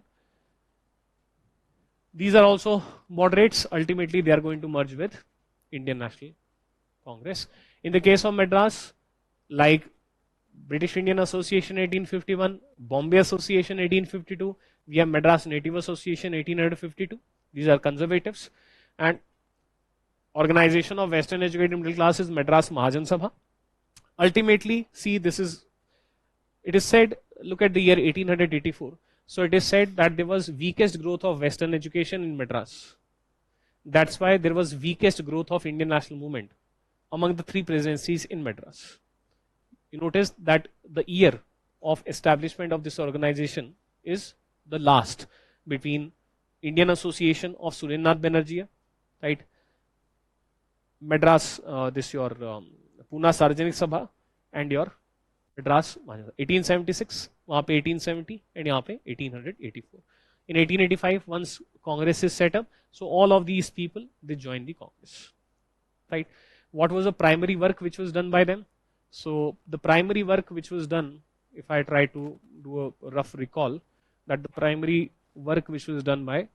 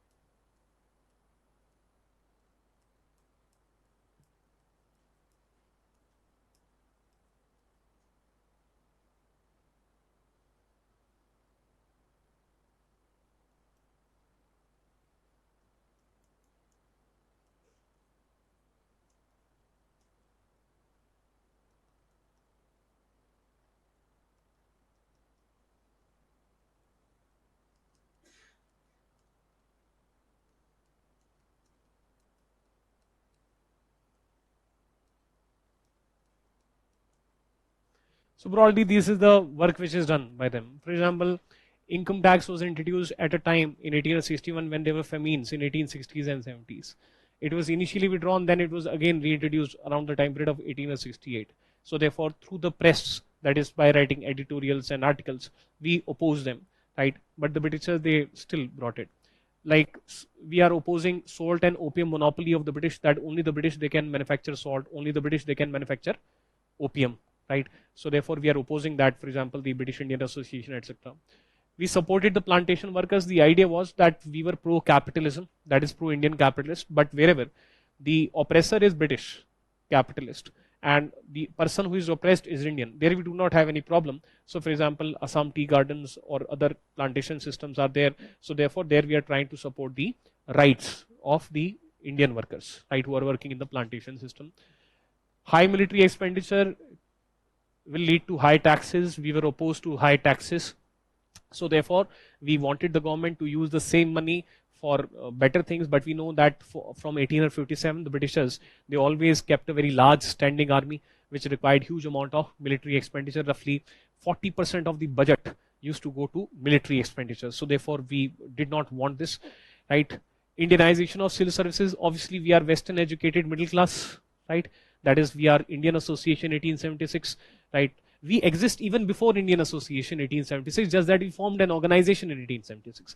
We are Indian Association 1876, we are Pune Sarojini Sabha 1870, we are Madras Mahajan Sabha 1884, and what is our aspirations, right? When we were college students, we wanted the exam to be held in India, we wanted the age limit to be high so that we can join the civil services, right? So therefore, how do you do it? We try to create pressure. For example, from 1877 to 1880, continuously we wrote articles to pressurize the Britishers to hold exam in India and to keep higher age limit for civil services. But the Britishers, they did not agree. Then there was this Lex Loci Act 1850. So this resulted in, there are no proper organizations at this point of time, but still all of us were, opposed to the Lex Loci Act. Why? Because this is going to promote convergence to Christianity, right? Lex Loci Act is removal of caste or removal of religious disabilities act, which will allow any person who converts from a religion to B religion to have right of inheritance, right? So therefore we opposed it, right? Then we, during the time period of Lytton 1876 to 1880, we opposed the Arms Act 1878. We are not pro-violence, but the right to self-defense is part of Indian Kshatriyata. It is part of the Indian culture. If we are the right to bear arms, it is one of the fundamental rights in US. That's why guns are allowed in US, right? So therefore, for self-defense, right, we should be having arms. But Lytton was not in favor, and he brought this Arms Act 1878. Bipin Chandra Pal, he did not start any ground movement, but he wrote articles, etc. He is not an extremist yet, Bipin Chandra Pal. He will become an extremist later, right? So he started a campaign, press campaign against the Arms Act 1878. Lytton's Afghan adventure is something which is avoidable, right? So therefore, this particular war was avoidable. In fact, the viceroy who was there before him, Northbrook, right? He was in favor of policy of masterly inactivity in Afghanistan. That is, we should have friendly relations in Afghanistan. We should not try to establish any indirect rule in Afghanistan. We should not internally interfere. But when the British state decided that no, we have to follow a forward policy or aggressive policy in Afghanistan, so Northbrook resigned. Later on, Lytton followed forward policy and he started Second Anglo-Afghan War, which is also known as Lytton's Afghan Adventure, which was there from 1878 to 1880. Right? It was an avoidable war. It was an avoidable war expenditure. Just in 1876, 1.6 crore Indians in Madras had died because of famine. You could have used this money for better things. Right? So therefore, we opposed it because all of these actions are revealing the villainous face of the British colonialism. Delhi Darbar. So therefore, in 1877, this Delhi Darbar is held, right, where Queen Victoria got coronated, right, and huge amount of expenditure is being done at a time when there are famines in different parts of India. Right, so it again tells us that what are the priorities, and we are opposing it. In fact, it was in Delhi Darbar that Native Press Association was set up. That is all the people of the Indian newspapers, right? So basically, all of us in this time period, that is Western educated middle class, when we were leaders, we were not into street protests, we were into newspapers. So all of us either owned some newspaper or we wrote for some newspaper. So pen was a major tool. In fact, you see a pattern, like, can I call Swami Vivekananda extremist of social reforms? And can I call Raja Ram Mohan Roy moderate of social reform? Point is simple. Moderates in politics, they used pen. Extremists in politics believed in mass action. Right? So therefore, there were such kind of social reformers who believed only in pen, like Raja Ram Mohan Roy. And there were such kind of social reformers who wanted to go to masses like Keshav Chandra Sen, like Swami Vivekananda, Swami Dayanand Saraswati, right? So there also moderates and extremists were there, right? Here also moderates are present, extremists are present. Anyways, so in Delhi Darbar 1877, all of these people, they came together and they set up an All India organization, which was not political organization. What is a political organization? Political organization is such an organization whose purpose is to get power over the state. That is political power. So when you are a Native Press Association, that means an all India organization of all the journalists. Your purpose is a subsector called press.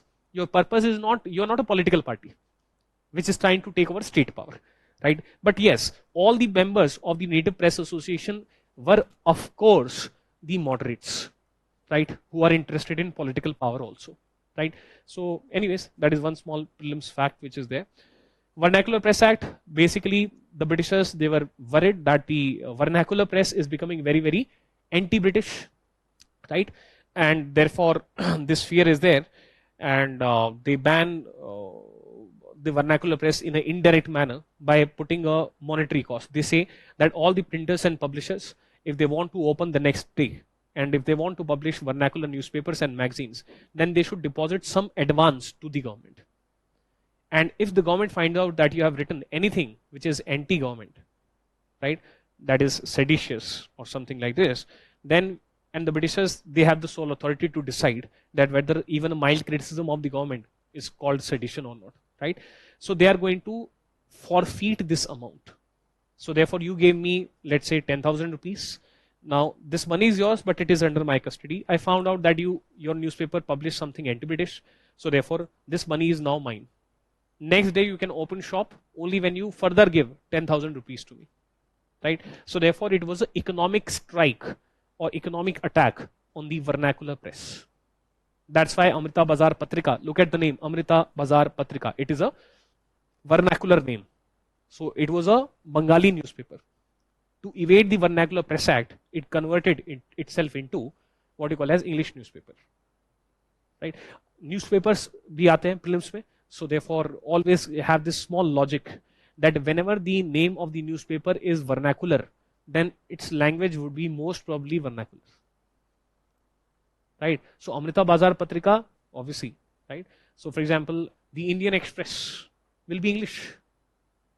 Navbharat Times, nowadays we live in English Times, right? So therefore Navbharat is Hindi and Times is English, but Navbharat Times is like a Hindi newspaper, right? Kesari, Marathi, look at the name, right? Maharatta is not Maharatta, it is Maratha, right? The Britishers, they used to write Marathas as Maratha, that is Maharatta. So therefore Bal Gangadhar Tilak wanted the Britishers to know what do Marathis think or what does Maharashtra thinks. So therefore you talk in the language of the person, right, who you want to talk to. So therefore it is Maratha, right, and therefore it is a English.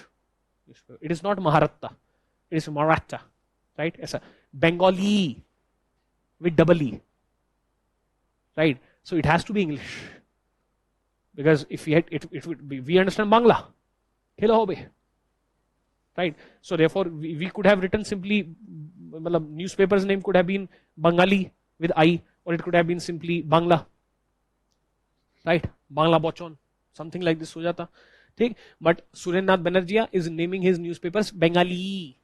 Why? Because the Britishers, they speak like that, Bengali, right? The Britishers, they cannot even speak Chattopadhyay. That's why they say Chatterjee. So therefore Chattopadhyay became Chatterjee, Bandopadhyay became Banerjee, Mukhopadhyay became Mukherjee, right? So Bengali Bhadralok, that is gentlemanly class, so G, right? तो चट के आगे हो ही नहीं पाया, बंद के आगे हो ही नहीं पाया, मुख के आगे हो ही नहीं पाया, so Mukherjee, right? So therefore that's how it is, right?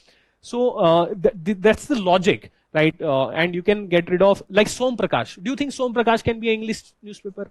Well, it can be, but see, most probably it is a Bengali newspaper. It will be Bengali, right? So therefore try to think like this. Yes, in many of the cases the name will tell you that what was the language of the newspaper, right? For example, Gandhi ji ke do newspaper, Navajivan, do you think it will be English?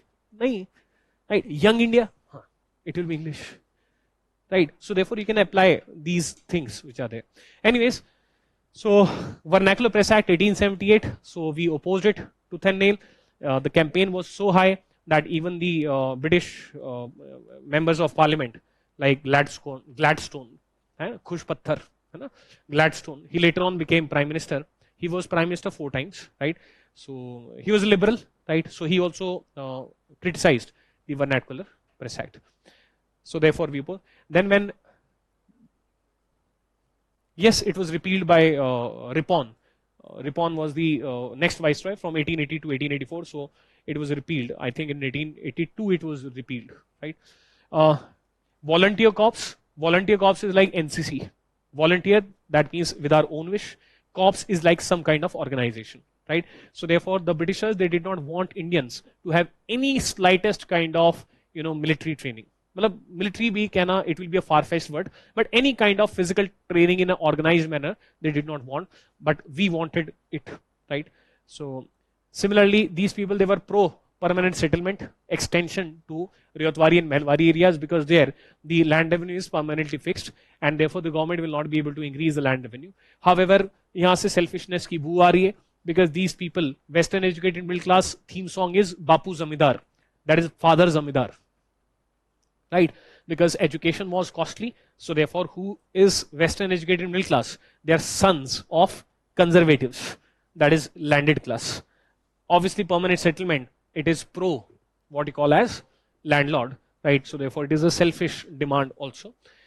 Then pro Ilbert bill. So Ilbert bill basically said that in the normal courts at the district level where Indian judges are present, they can hear criminal cases of Firangis also, right? There was a huge opposition by the Anglo-Indians in India to the Ilbert bill.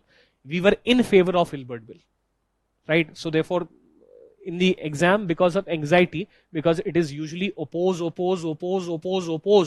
So please do not tick correct that there was massive campaign by Indians against Ilbert bill. Nahi bhai, in favor of Ilbert bill, right? Ilbert bill is a good bill, right?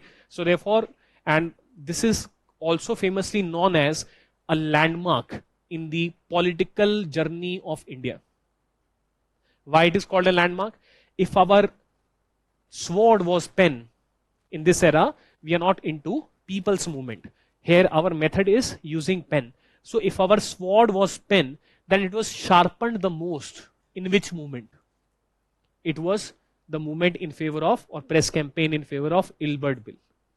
That means huge number of articles were written. So many articles were written in favor of the Ilbert bill against the British racism, that if our tool was pen, then it was sharpened the most here.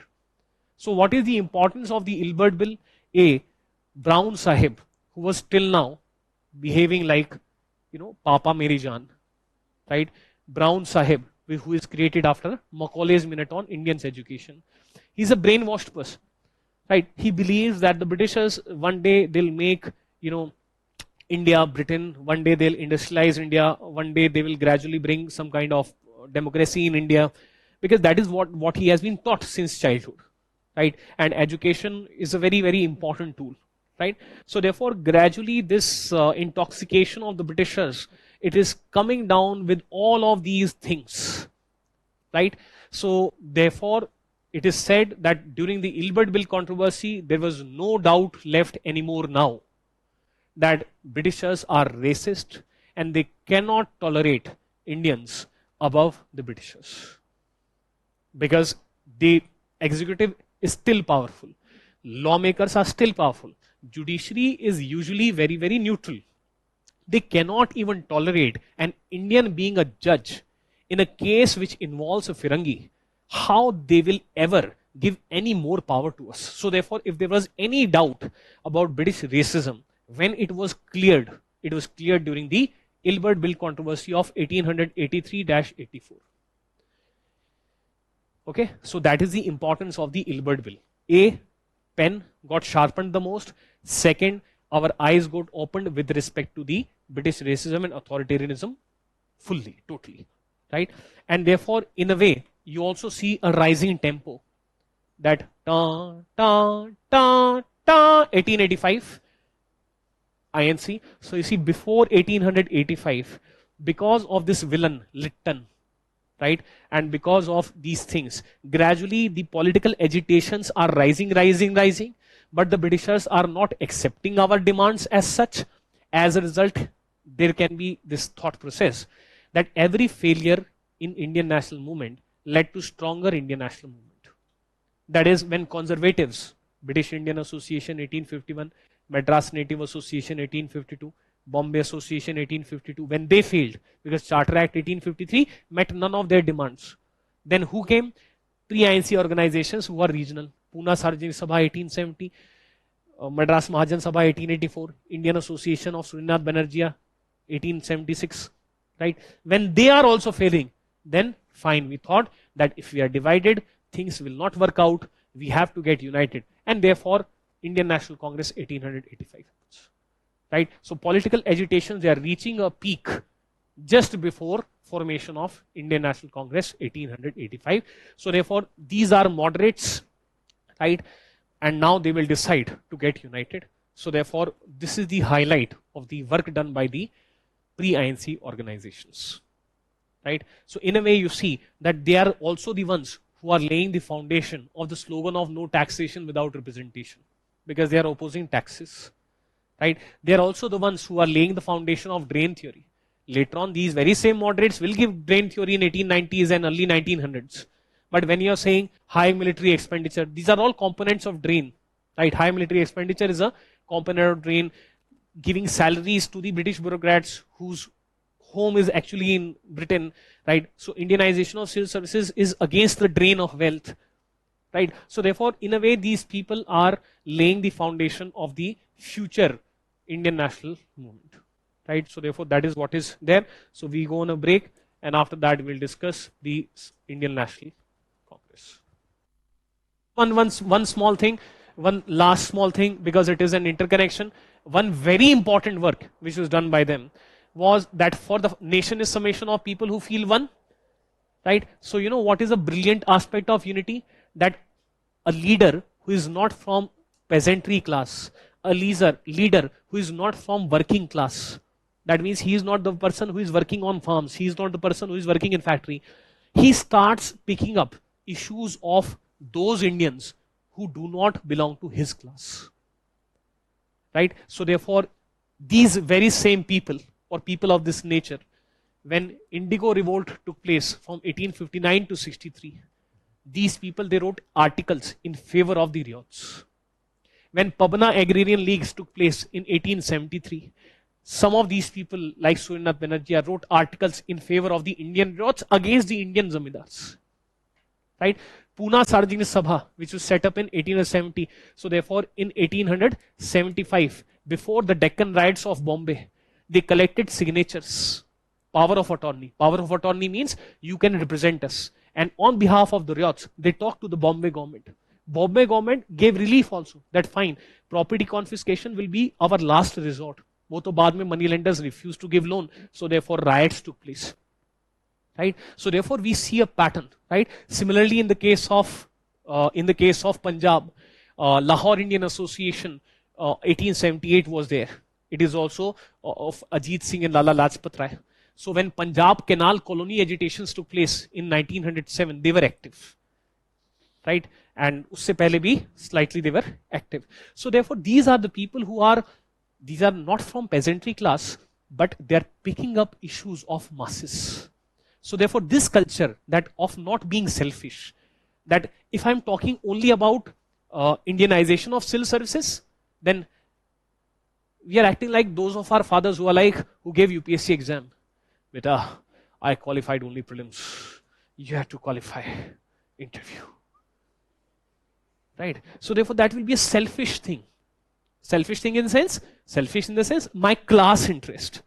Right? The real good thing is that I'm not from the peasantry class, but I feel the pain of the peasants. And therefore I'm raising my voice for the peasants.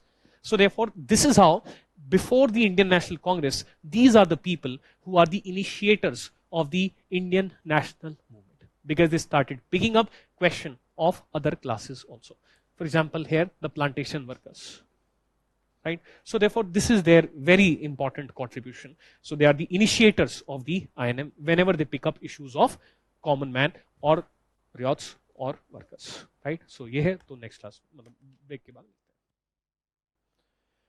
Yeah, so welcome back. Now we are going to talk about the formation of the Indian National Congress. So some technical facts, for example, who was the founder? A.O. Hume was the founder. Otherwise, there were some co-founders also, like Wedderburn was one of the co-founders. Wedderburn was also the person who wrote biography of A.O. Hume, where the safety wall theory was there, right? So that means technically it was first all India organization, but it was not first all Indian organization. First all Indian organization was British Indian Association 1851, and first all India organization was Indian National Congress. By the way, technically that is also incorrect. Technically, Indian National Congress was first all British India organization. It was Mahatma Gandhi who made it an all India organization by opening up membership to the people of the princely states in 1920 Nagpur session. So therefore, until 1920, the people of the princely states, that is people of 37% of territory of India, that is 22% of the population of India, could not become member of the INC. But fine, we call it first all India organization. That's okay, right? So therefore, that becomes the aspect. It was founded in December 1885, and its regular sessions were held in December 1885, full sessions. When anything special will take place, then they would have to conduct a special session. So therefore, special sessions are those which do not take place in December, right? Then there's a word called convention. Convention is a meeting of limited number of leaders of the INC. That means it is not a full session. For example, Mehta Congress, right, after the Surat split of 1907, it was a convention. It was not a full session, right, whereby they declared that we are loyal to the Raj, right, after the Surat split of 1907. So therefore, technically, there is a concept of regular session, special session, convention, right? So therefore, that is what is there. Who was the first president? First president was W.C. Banerjee, right, Bonnergee. Why? Because again, the Britishers, they give the spellings, right? So they are not able to speak Banerjee also, right? So there they go for Banerjee, right? So this kind of scenario, right? So there are certain rules of the Congress. We'll discuss later on, right? So next component, why it was set up, what was the reason for the formation? The reason for the formation brings us to something called safety valve theory, right? So therefore, so what was the safety valve theory? Safety valve theory was that Indian National Congress was set up by A.O. Hume to prevent repeat of 1857 like revolt, right? So this is a safety valve theory, right? There are some things, for example, just as a student, if you want to observe, for example, in 1870, the Britishers, they reduced the expenditure on higher education, because the Britishers, they are going to gradually believe that the colleges are becoming, universities are becoming factories of sedition. So in 1870, they reduced the expenditure on higher education. Then in 1878, Arms Act is coming. So therefore, guns are taken away from the Indians in 1878, right? And now a license is required for the guns by the Indians, right? And so therefore, gradually, the anger is increasing, because in 1860s and 1870s, there are a lot of famines, right? So therefore, masses, they will be very, very angry, right? So therefore, that whenever any conspiracy theory is there, obviously there is some data to collaborate that conspiracy theory, right?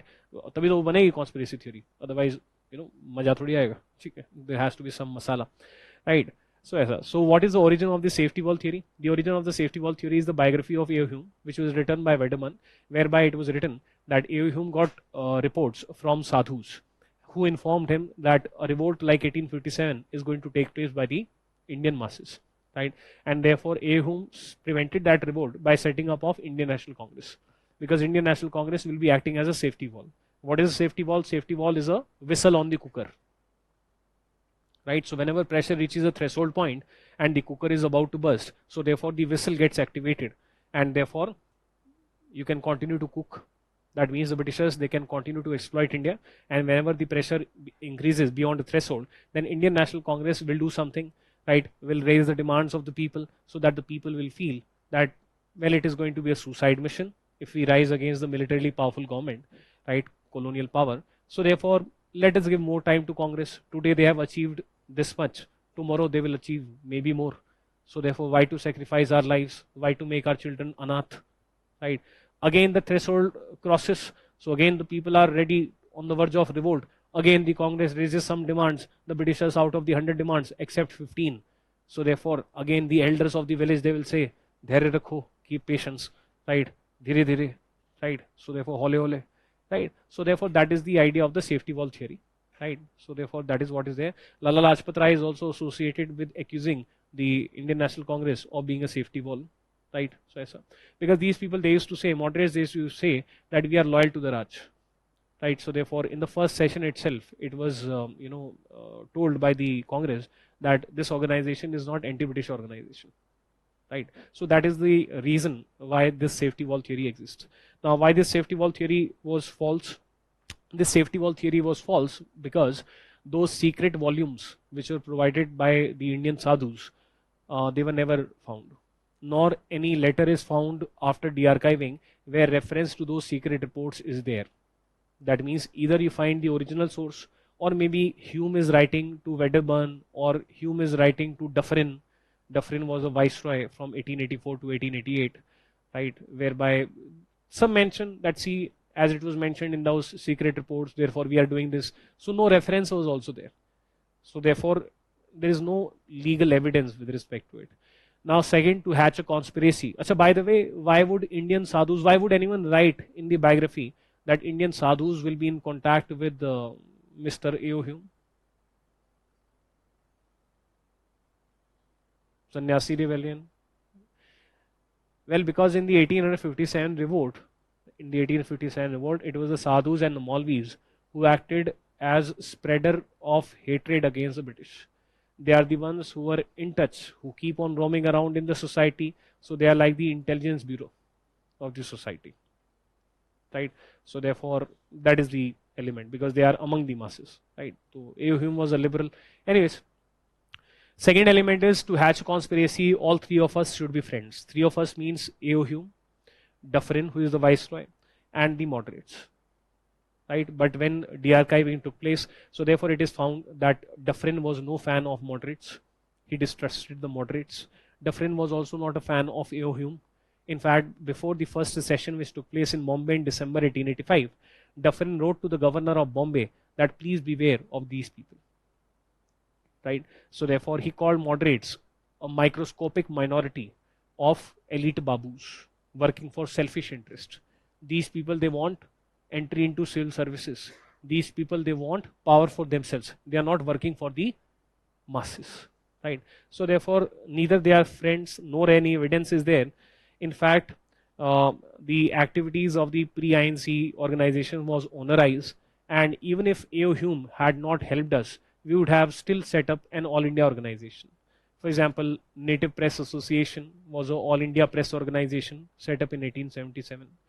The Indian Association of Surendra Banerjee, it had already held one all India level session, and second all India level session was going to take place in 1885. So it was probable that this regional organization of Surendra Banerjee will gradually get converted into an all India organization, right? So we were already on path.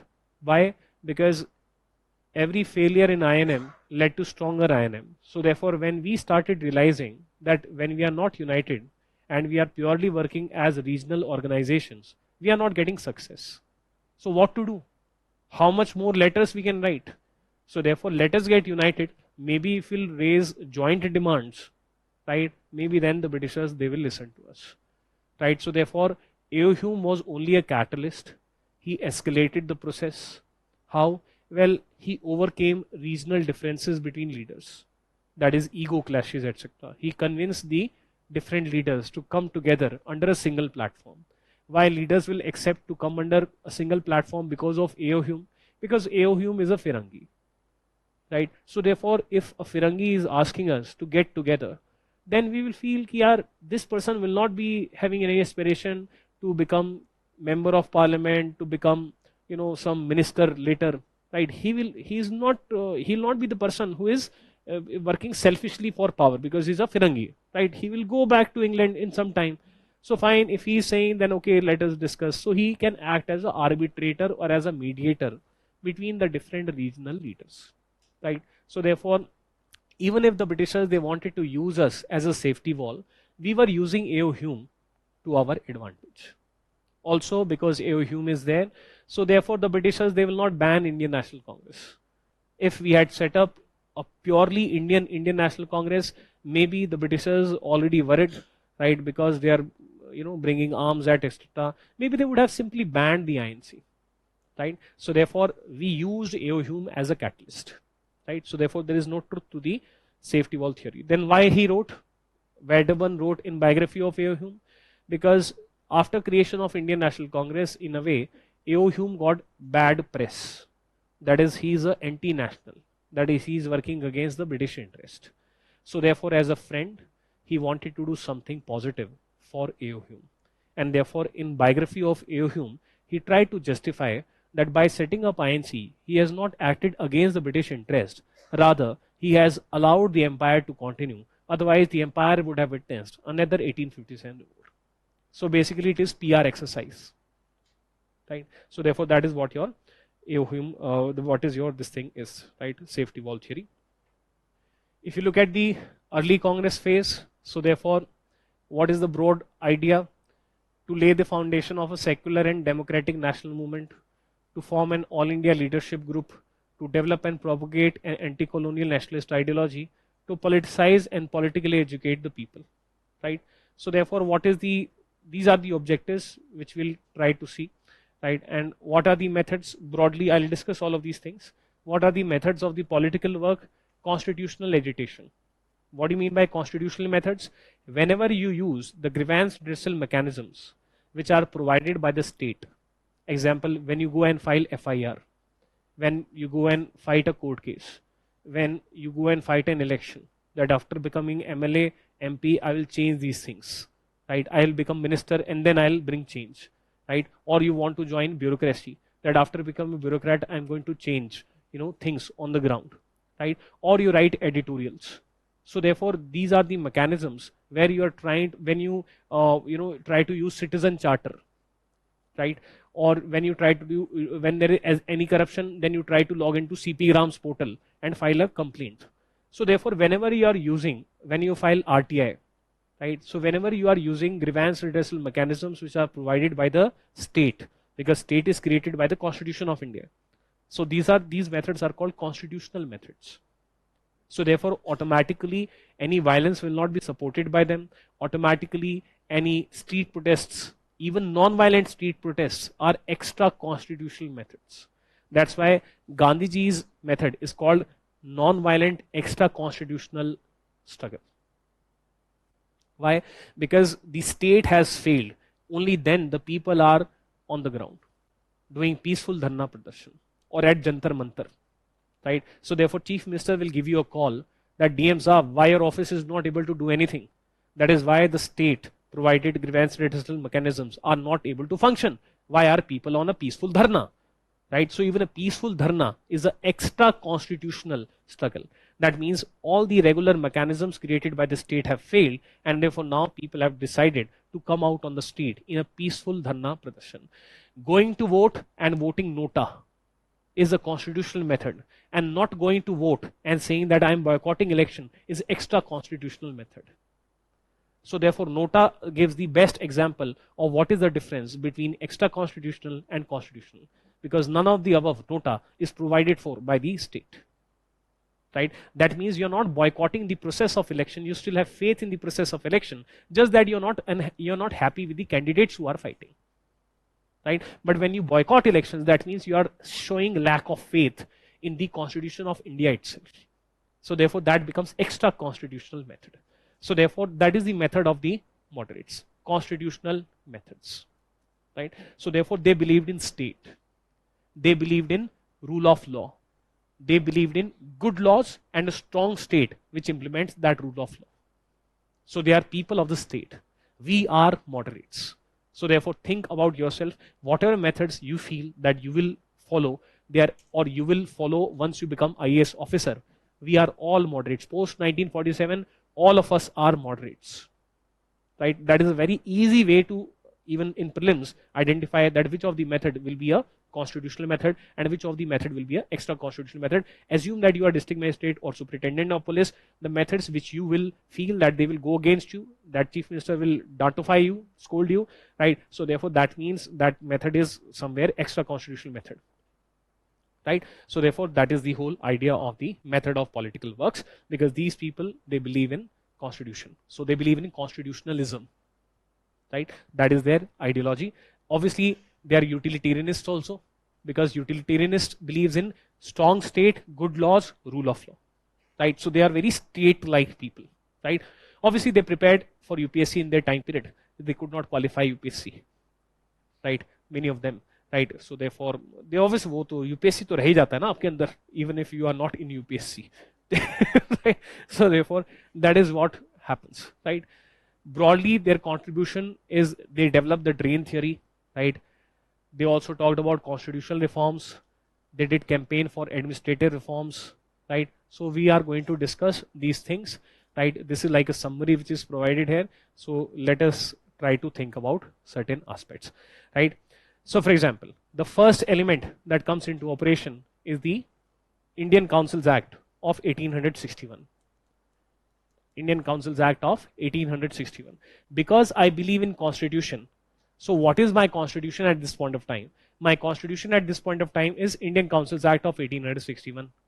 So therefore, my belief will be what? I will be wanting, goal of the moderates will be what? Goal will be to amend the present constitution. That is Indian Councils Act of 1861. And this constitution should lead to what?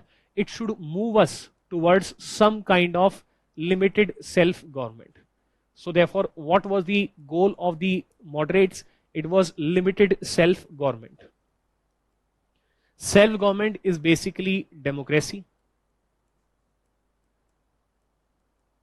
But since Indian masses are not fully Western educated, right? So therefore, at that point of time, this belief was there that right to vote should be linked with income and education criteria and all of those things, right? So therefore, modern nationalism, etc., it is not. That means Indians are not capable of self-rule at this point of time.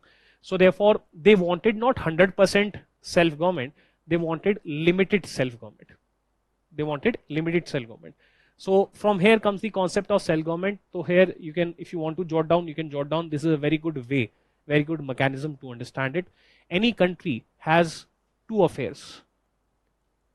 Any country has two affairs, right? Or two sovereign aspects. These two aspects are what you call as foreign affairs, that is foreign aspects, and second aspect is domestic aspect. Domestic aspect. And obviously third aspect element, it is of symbolic sovereignty. Symbolic sovereignty. Okay, these are the three aspects which are there. Now, let's say these are the domestic affairs, right? If these are the domestic affairs, then what is the meaning of the word self-government? Self-government basically means, let's say, limited self-government is something like this.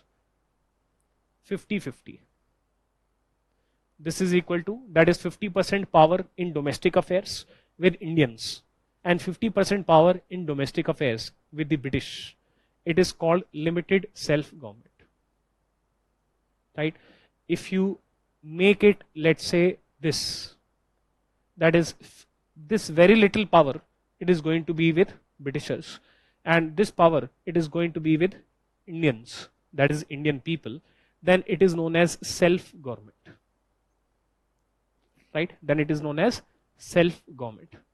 Obviously, in both of these cases, these are with Britishers, these are with Britishers, these are with Britishers, this is with Britishers, right? So therefore, this is known as self-government within the British Empire, where significant power over the domestic affairs is with Indians, right? That is there. Now, what is the maximums? There is something called dominion status, right? So dominion status, it means what? So let's say only, that is these 100% power, it is there with Indians. This 100% power is there with Indians, but sovereignty is of the British and foreign affairs, they are with the British. Foreign affairs means defense, communications, and foreign affairs. Defense is to the world, you are having guns, right? So you are interacting with the world with the help of war. So that is also element of foreign affairs. For military movement, railways, transport, they are very, very important. Telecommunication is also very important. So usually communications is also a part of foreign affairs, right? And defense, communication, foreign affairs, the diplomacy part, right? That is Indian foreign services, Indian military services. These are like part of foreign affairs, right? So sovereignty and this thing with the British, rest whole of domestic affairs with Indians, it is something what you call as dominion status.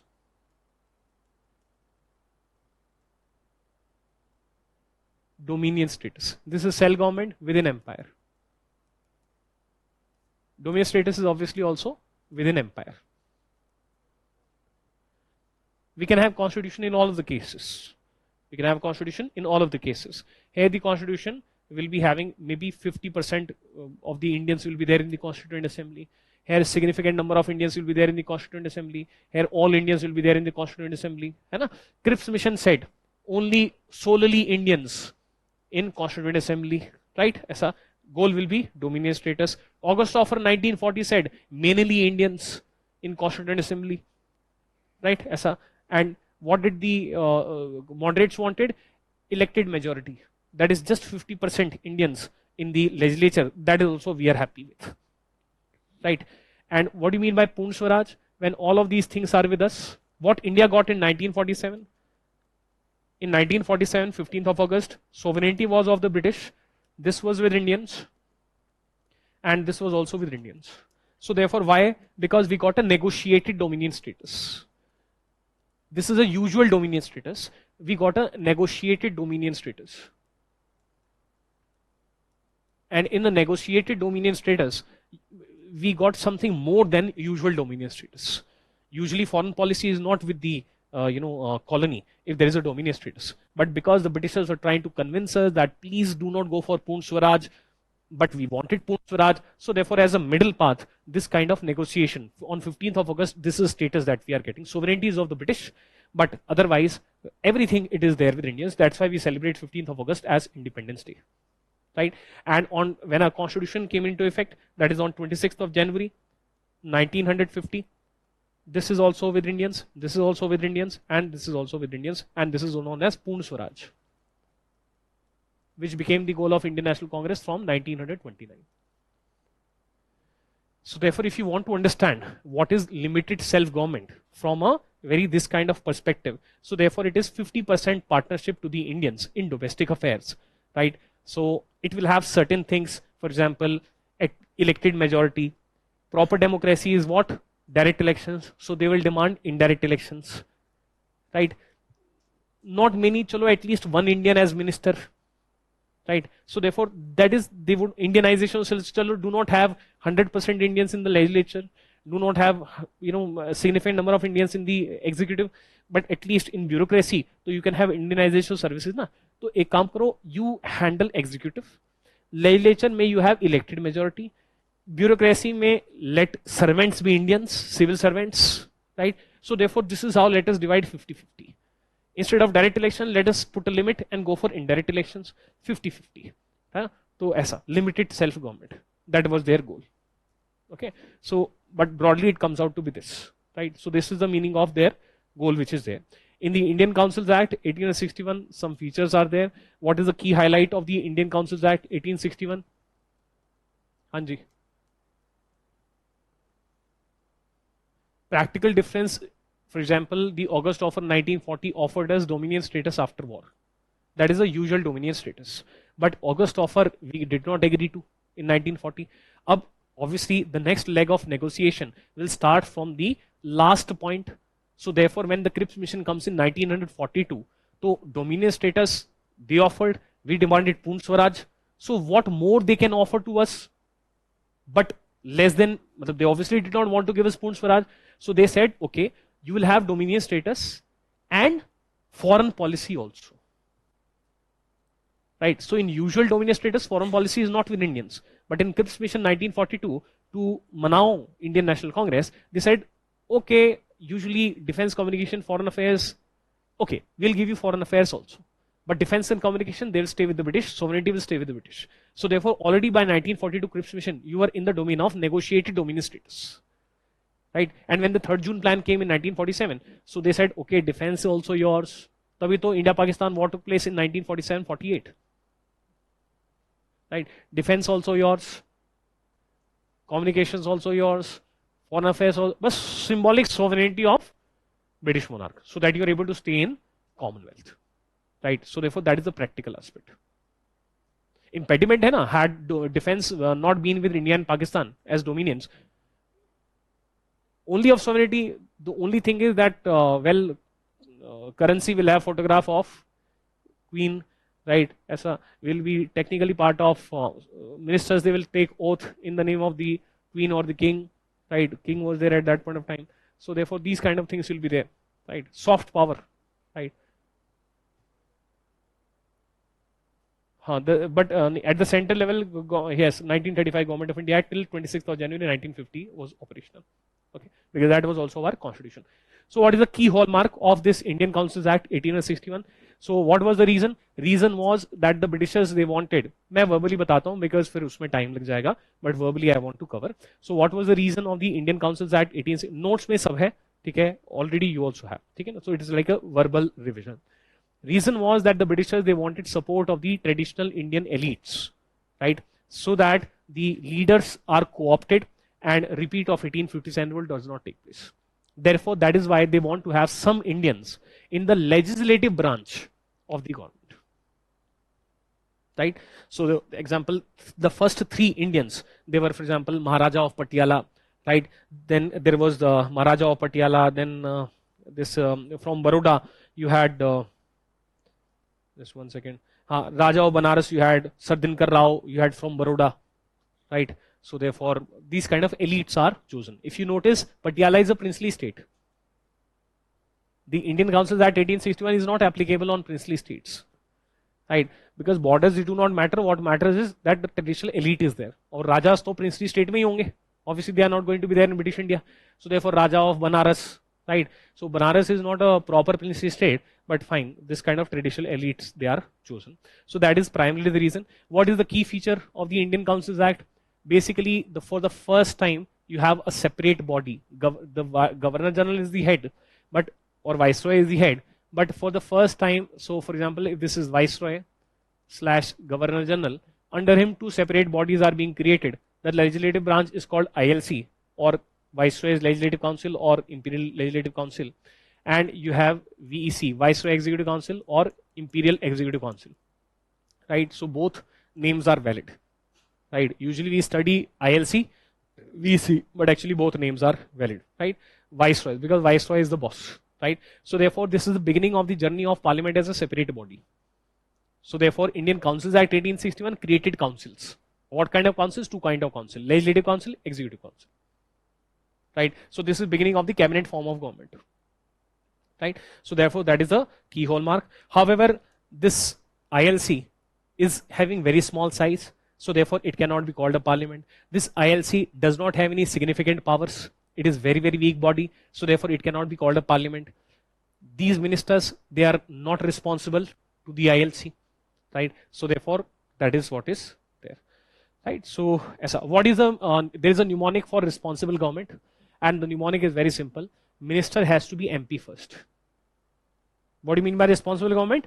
Minister has to be MP first, right? All the things that you know about responsible government, they'll fit in, but minister has to be MP first, right? So therefore, there was no requirement that the ministers, they have to fight any elections, or they first have to be members of the legislature. Zero responsible government was there, right? So that is there until the next act, which came in 1892, right? So until ICA.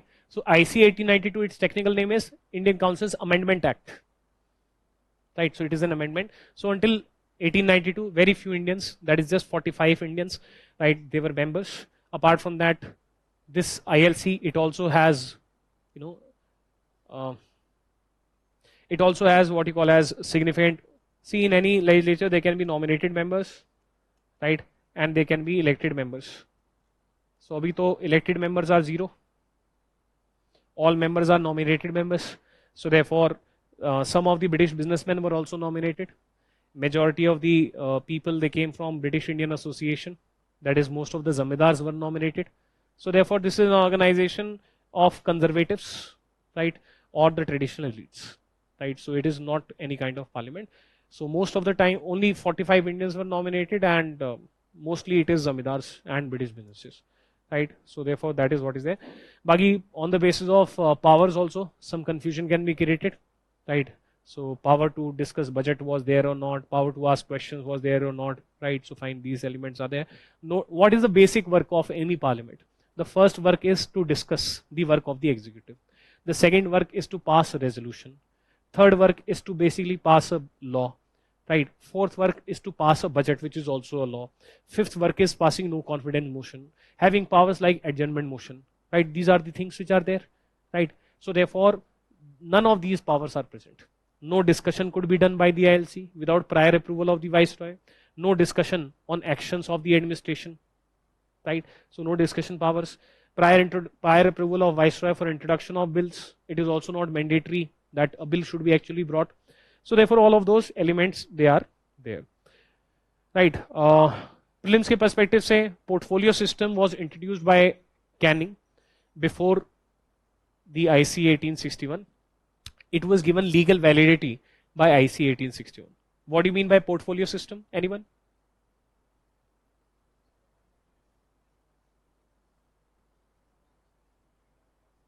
Rajnath Singh ji has which portfolio? Defense minister. So minister system. As simple as that. That work of the executive will be divided into proper heads, and that is proper ministries, and each ministry is going to have a proper minister. As simple as that, right? So this system was brought by Canning around 1858 or 1856. He brought this system. 1859, but I'm confused around. But it was given legal validity by this Indian Councils Act of 1861, right? So that is what is there. On the Government of India website, this is also written that the Cabinet Secretariat, right, that is also having a basis in this Indian Councils Act 1861, right? That is the bureaucrats will be supporting, right? From prelims perspective, another thing that can be highlighted here is that the Charter Act of 1833 took away the lawmaking powers of provinces. The lawmaking powers of provinces are restored by Indian Councils Act 1861, right? So therefore, journey of federalism gets initiated from 1861. It will end in 1935 Government of India Act, because what is the hallmark of Government of India Act 1935? In one word or in two words, what is the hallmark of Government of India Act 1935? Equal federation, which you call provincial autonomy.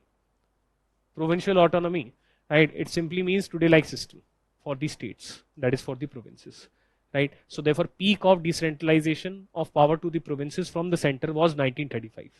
What was the beginning?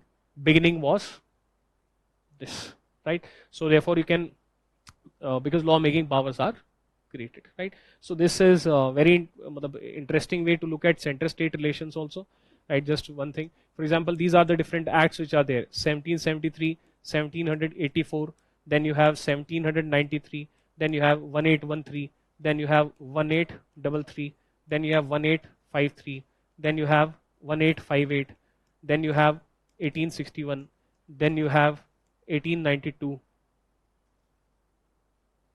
1892, then you have 1909, then you have 1919, then you have 1935, then you have 1950. These are all our constitutions. These are all our constitutions. Regulating Act 1773, Pitt's India Act 1784, Charter Act 93, 13, 33, 53, Government of India Act 1858, Indian Councils Act 1861, Councils Act 92, Councils Act 1909, Government of India Act 1919, Government of India Act 1935, and Constitution of India 1950. So these are all our constitutions, right? And if you plot center-state relations, so at the top, if there is centralization of power, so therefore, when was the first time that any kind of center was created? Regulating Act 1773, Katak, in matters of war and peace. So therefore, which was the first subject to enter into the central list of subject? War, right? Diplomacy. So therefore, those of you who have first choice as foreign services, you can be proud that our subject of foreign affairs was the first subject to enter into central list of subjects, right? So, but right now it is confederation. That center is very, very weak. Only one subject is there: war and peace, right? Peace means ending the war, right? So therefore, यहाँ से journey of strong center unitary structure got created. So this is 0. This is the first step. This peak of centralization is being reached here. In every act, we saw that how Governor General is becoming more and more powerful, more and more powerful, more and more powerful. In fact, he became Governor General of India in Charter Act of 1833. That is called landmark in constitutional history of India. Landmark in constitutional history of India, because now we are going to have one person as lawmaker, one person as Pradhan Mantri of British India. That is Governor General of India. Decentralization began in 1861, right? So therefore, yahan tak, so it is all same, and then suddenly there is a drop, right? So therefore, for the first time, now the lawmaking powers are restored, and this journey will continue and till 1935. This is the peak, right? That is provincial autonomy. Provincial autonomy, and then Government of India, Constitution of India chose something here, right? How much will be this much? The Constitution of India. So therefore, I will say, what is the hallmark of the Constitution of India? Federalism with unitary bias, manegi 60% power with the center and 40% power with the provinces, right? So therefore, this is 60% centralization of power in the center, right? We can think like this. So this is journey of center-state relations, right? So therefore, this is how you can add some broad logic, and that will help you remember the factual information slightly better. So now when you look at any of the feature of the acts during your revision time, wherever the power of province vis-a-vis the center, right, it is being discussed. So think from this federalism perspective, right? So for example, budget was separated in Government of India Act 1919, right? So think of budget power to the provinces. So think of it like this. Federal distribution of subjects 1935. So think from this federalism perspective. So therefore, some rote learning, say, you will start to slightly move away, because you are thinking from this broad perspective, center-state relations, right? So therefore, journey of decentralization began in 1861, and UPSC asked such question. If UPSC can ask that what was the hallmark of Charter Act 1833, and options are given last to last year, then why cannot UPSC ask that what was the hallmark of 1861, beginning of decentralization? Which of the following are the hallmarks? Then you do not have to remember small percentages, but do you know the core features, right? So that you are able to answer the prelims questions, right? So therefore, that is the idea which is there, right? So that is what is happening. Then now, what is the achievement of the moderates? Can I say the Indian Councils Act 1892 is the achievement of the moderates? Why? Because they believe in constitutionalism. They wanted amendment of the constitution, that is amendment of IC 1861. So therefore, what they were able to achieve? They were able to achieve the Indian Councils Amendment Act of 1892, right? So therefore, that is their achievement. And Indian Councils Act of 1892 was not giving you any kind of limited cell government, right? Because in the Indian Councils Act of 1892, whether elected majority was brought, answer is no. Whether proper indirect elections were brought, answer is no. Whether the councils were made really powerful, were they given budget making powers, answer is no. Arey, first question can be asked, but counter question cannot be asked, which you call supplementary question, right? So therefore, you are a legislator and you ask a question that why government has increased the taxes, and the government on the floor of the house can say in public interest. After that, if you ask any counter question, the marshals will come, they'll put a tape on your face and they'll take you out. You cannot even ask how public interest is being met. No counter question, right? Chalo, I do not want to ask a counter question, but Sabhapati ji, now I want to speak something on this public interest. Marshals will come, they'll put tape on your mouth, because no discussion of answers also. So what kind of legislature it is, right? So therefore, it was total failure, right? So therefore, moderates, they failed miserably, because the Indian Councils Act 1892 did not bring any kind of limited cell government also, that is, did not give any kind of 50% partnership to Indians also in domestic affairs. Okay, so that is the broad aspects which is elaborated in form of these powers which are there, right? Size of the councils is still very, very less. Elected majority is brought for the first time. In these acts, always remember A, hallmarks, B, firsts, right? So from there, the prelims question can be asked. For example, first time indirectly elected members could be there in ICA 1892.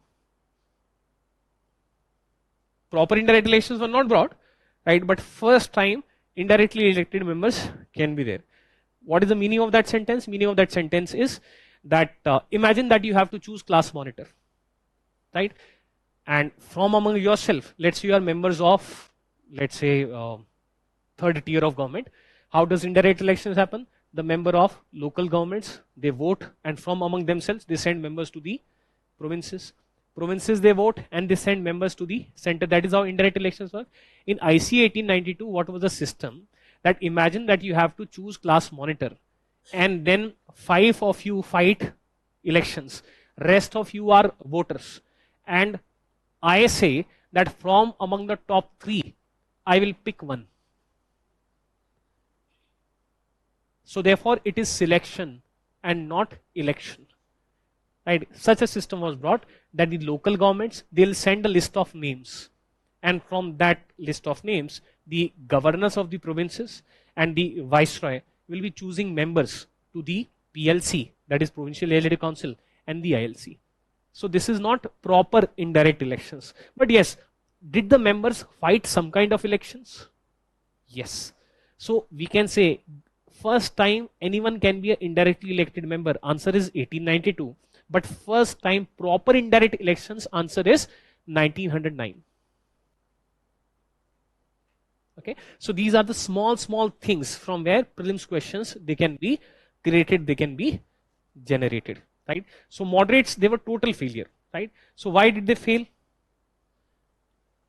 Why did the moderates they fail?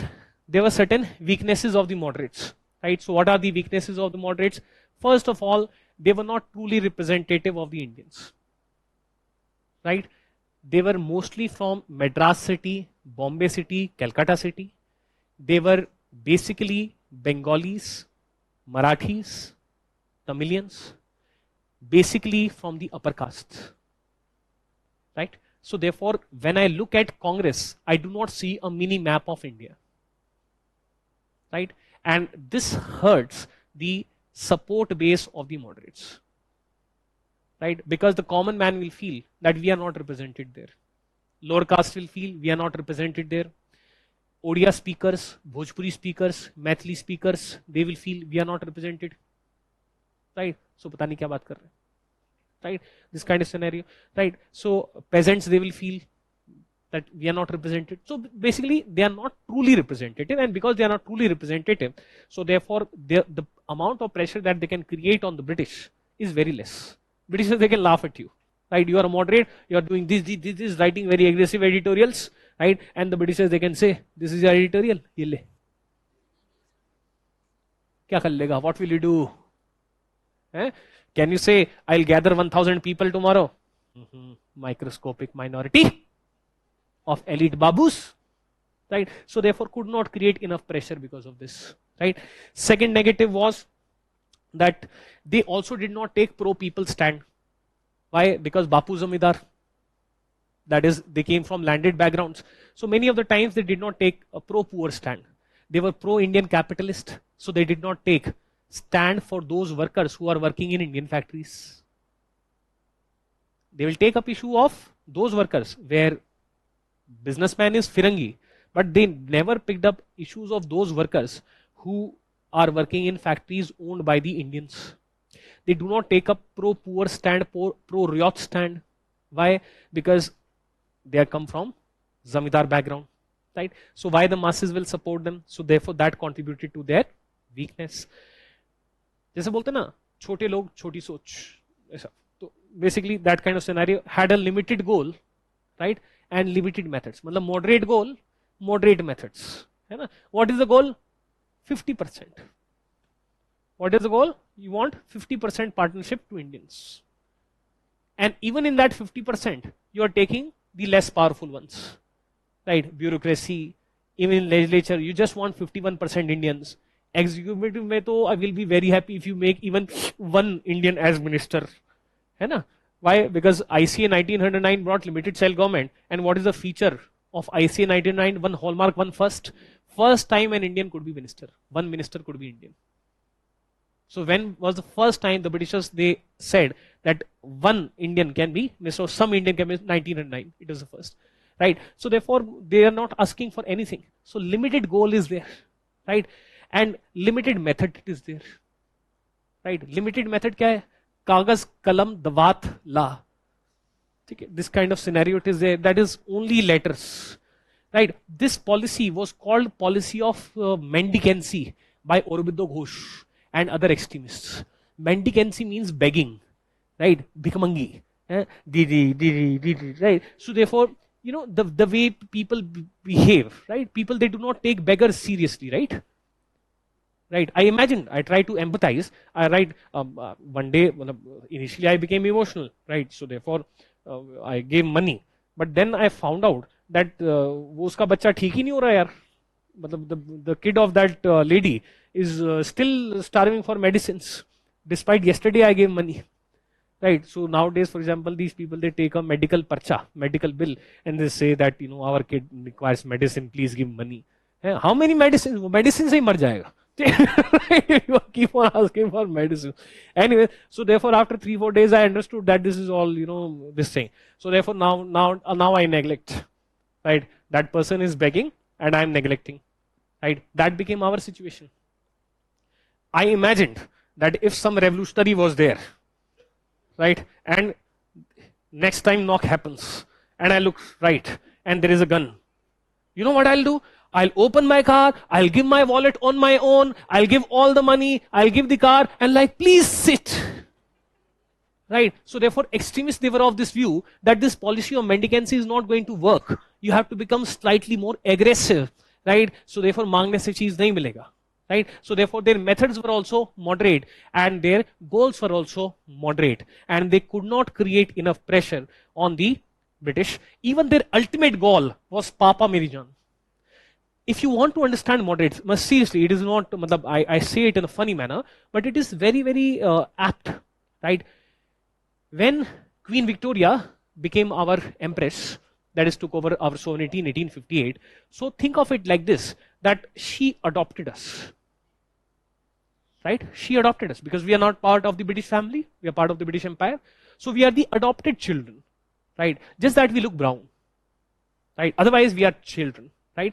And when they teach us Western education, they are telling us that they will treat us at par with their British child. Right? We need to behave, we need to learn manners, we need to get Western educated. Right? But one day they will industrialize India, one day they'll make Calcutta, London. Right? That is what they are promising. That's why we are brown sahibs. Right? But over a period of time, what happened? That we realized, for example, through Ilbert Bill controversy and vernacular press act, etc., that because we are brown, so therefore we are not given the same treatment as the biological white child. Right? So therefore the brown sahib, right, had this song in the background, Chan se jo toote koi sapna. So therefore he looks in the mirror, right, and the color is brown and tears are coming out. Right? Papa Meri Jaan. Right? Animal movie minus violence is equal to moderates. Animal movie minus violence is equal to moderates. Right? Why? Because the books, they say, you know what was the ultimate goal of moderates? Ultimate goal of moderates was full British citizenship and self-government on the lines of Australia and Canada. That means they never even thought of breaking the relationship with Papa Meri Jaan. They never want to come out of the family. Right? So therefore they had moderate goals and they had moderate methods. That's why they failed. They never believed in masses. Right? They had some old issue. For example, they were preparing for UPSC since 1853 and then you people did 1857 revolt. After that, the Britishers, they became authoritarian. So therefore you people broke their dreams. Right? Now their age has passed. Now they want to become legislators. Right? And then again, some extremist leaders are there like Lal Bal Pal, who again want to use masses. So therefore the attitude of the moderates is, tab UPSC nahi hone diya tha. Right? At that point of time, you did not allow us to become bureaucrats. Now you will not allow us to become legislators. They did not have any faith. They felt that the masses are uneducated, right? They will resort to violence and we cannot rely upon them. Inhe kya pata? Right? And without masses, they could never put enough, this thing. Right? So therefore that is what is there. Plus they are part-time politicians. Right? Because all of them, they had some other business. Right? So the extremists, they said that this is a party. This is not a party. You are doing party. Every year for 3 days you meet. You do a lot of talks, right? Give speeches. And then you say, we are party. Okay, this is not a party, this is a conference. Right? Please do not call yourself yourself a party. There are no full-time committed politicians. And this is 3 din ka tamasha. Extremists, they said this is 3-day tamasha. Right? So therefore, there is no commitment also. So lack of commitment, weak goals, weak methods, no focus on the masses, that basically results in what you call as failure, right? But there are many positives also of the moderates, right? So therefore, what are the positives of the moderates? First, they began the project of nation building, right? So they said, their basic view was, ki, Achha, you are criticizing so much. If we become very, very agitated against the British, right, then the Britishers, they arrest us. How many of Indians will come out for us? Because right now the culture of modern politics is not there in India. If I speak too loudly, then these people, they'll put me behind bars. And after that, no one will come out to fight for me. Right? So therefore, that's why I'm right now speaking slow. Right now. Therefore, after every 5 demands, I'm saying, I'm loyal to the Raj, I'm loyal to the Raj. So that I can function. Otherwise, these Britishers, they will not even allow me to function. Right? Once the masses are educated, maybe then we can think. But then also, no violence, please. Right? So therefore, that is their attitude. So they began project of nation building. In the first session itself, 1885, they declared that their goal is building national unity. इसमें जो interesting aspects हैं, for example, prelims के हिसाब से, so from the perspective of prelims, there is this 1886 INC rule, whereby Dadabhai Naoroji, he is the president, and he says that to build unity, we will not pick up Indian versus Indian issue. 1886 rule, right? Why? Because we do not want the people to think that INC is a Zamindars organization, or INC is a peasants organization, or INC is a capitalist organization, or INC is a workers organization. We'll pick up only those issues where Indians are on one side and Britishers are on the opposite side. Right? That is 1886 rule. Why? To build unity. That is one thing. Second, they said that we'll pick up only political issues. They said that we are not a social reform organization. We are purely political organization. So we'll only talk about legislature, executive, judiciary, bureaucracy, military. We'll not talk about social reforms. It was Mahatma Gandhi who converted Indian National Congress in this regard. Right? Because in the non-cooperation movement, anti-untouchability campaign was there. Right? So therefore, Mahatma Gandhi converted Indian National Congress purely from a political organization to political plus social organization. One can say this. Right? Another important aspect is in 1888, prelims ke hisab se, they took a decision that they kind of like gave veto to the Muslim members of the INC in 1888. They said that what is the percentage of population of Muslim? 20%. So let's say that 20 Muslim members are there in INC and 80 other community members are there. Let's say Hindu members, Sikh members, etc. are there. Right? So they say that if significant majority of minority members, they oppose a decision, then INC will not take that decision. Right? So therefore, for example, if 13, they say no, then rest of the people, that is 90 minus 13, 87, they say yes, but still INC will not take that decision. So therefore, this is decided in 1888. And what is the reason? In their perspective, they feel that this will bridge the gap between the two communities, and at least at the leader level, we can have Hindu-Muslim unity. So their intent is correct. Right? Then in 1889, they came out with a clause, minority clause, in 1889, which basically requested the government that in future, what is our demand? Our demand is please amend the Indian Councils Act of 1861. In tomorrow, whenever you bring council reforms, then Indian National Congress is of the view that reservation should be given to minorities as per their percentage in population.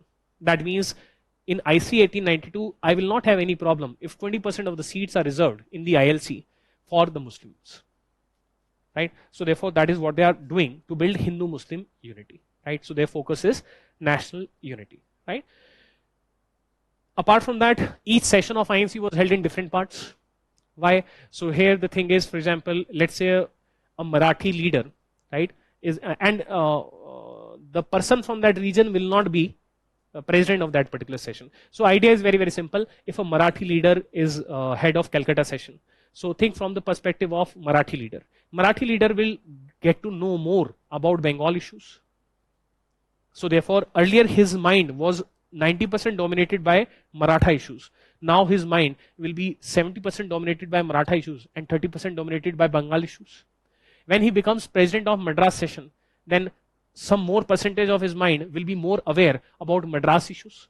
So therefore, this is how they created own India level leaders. Right?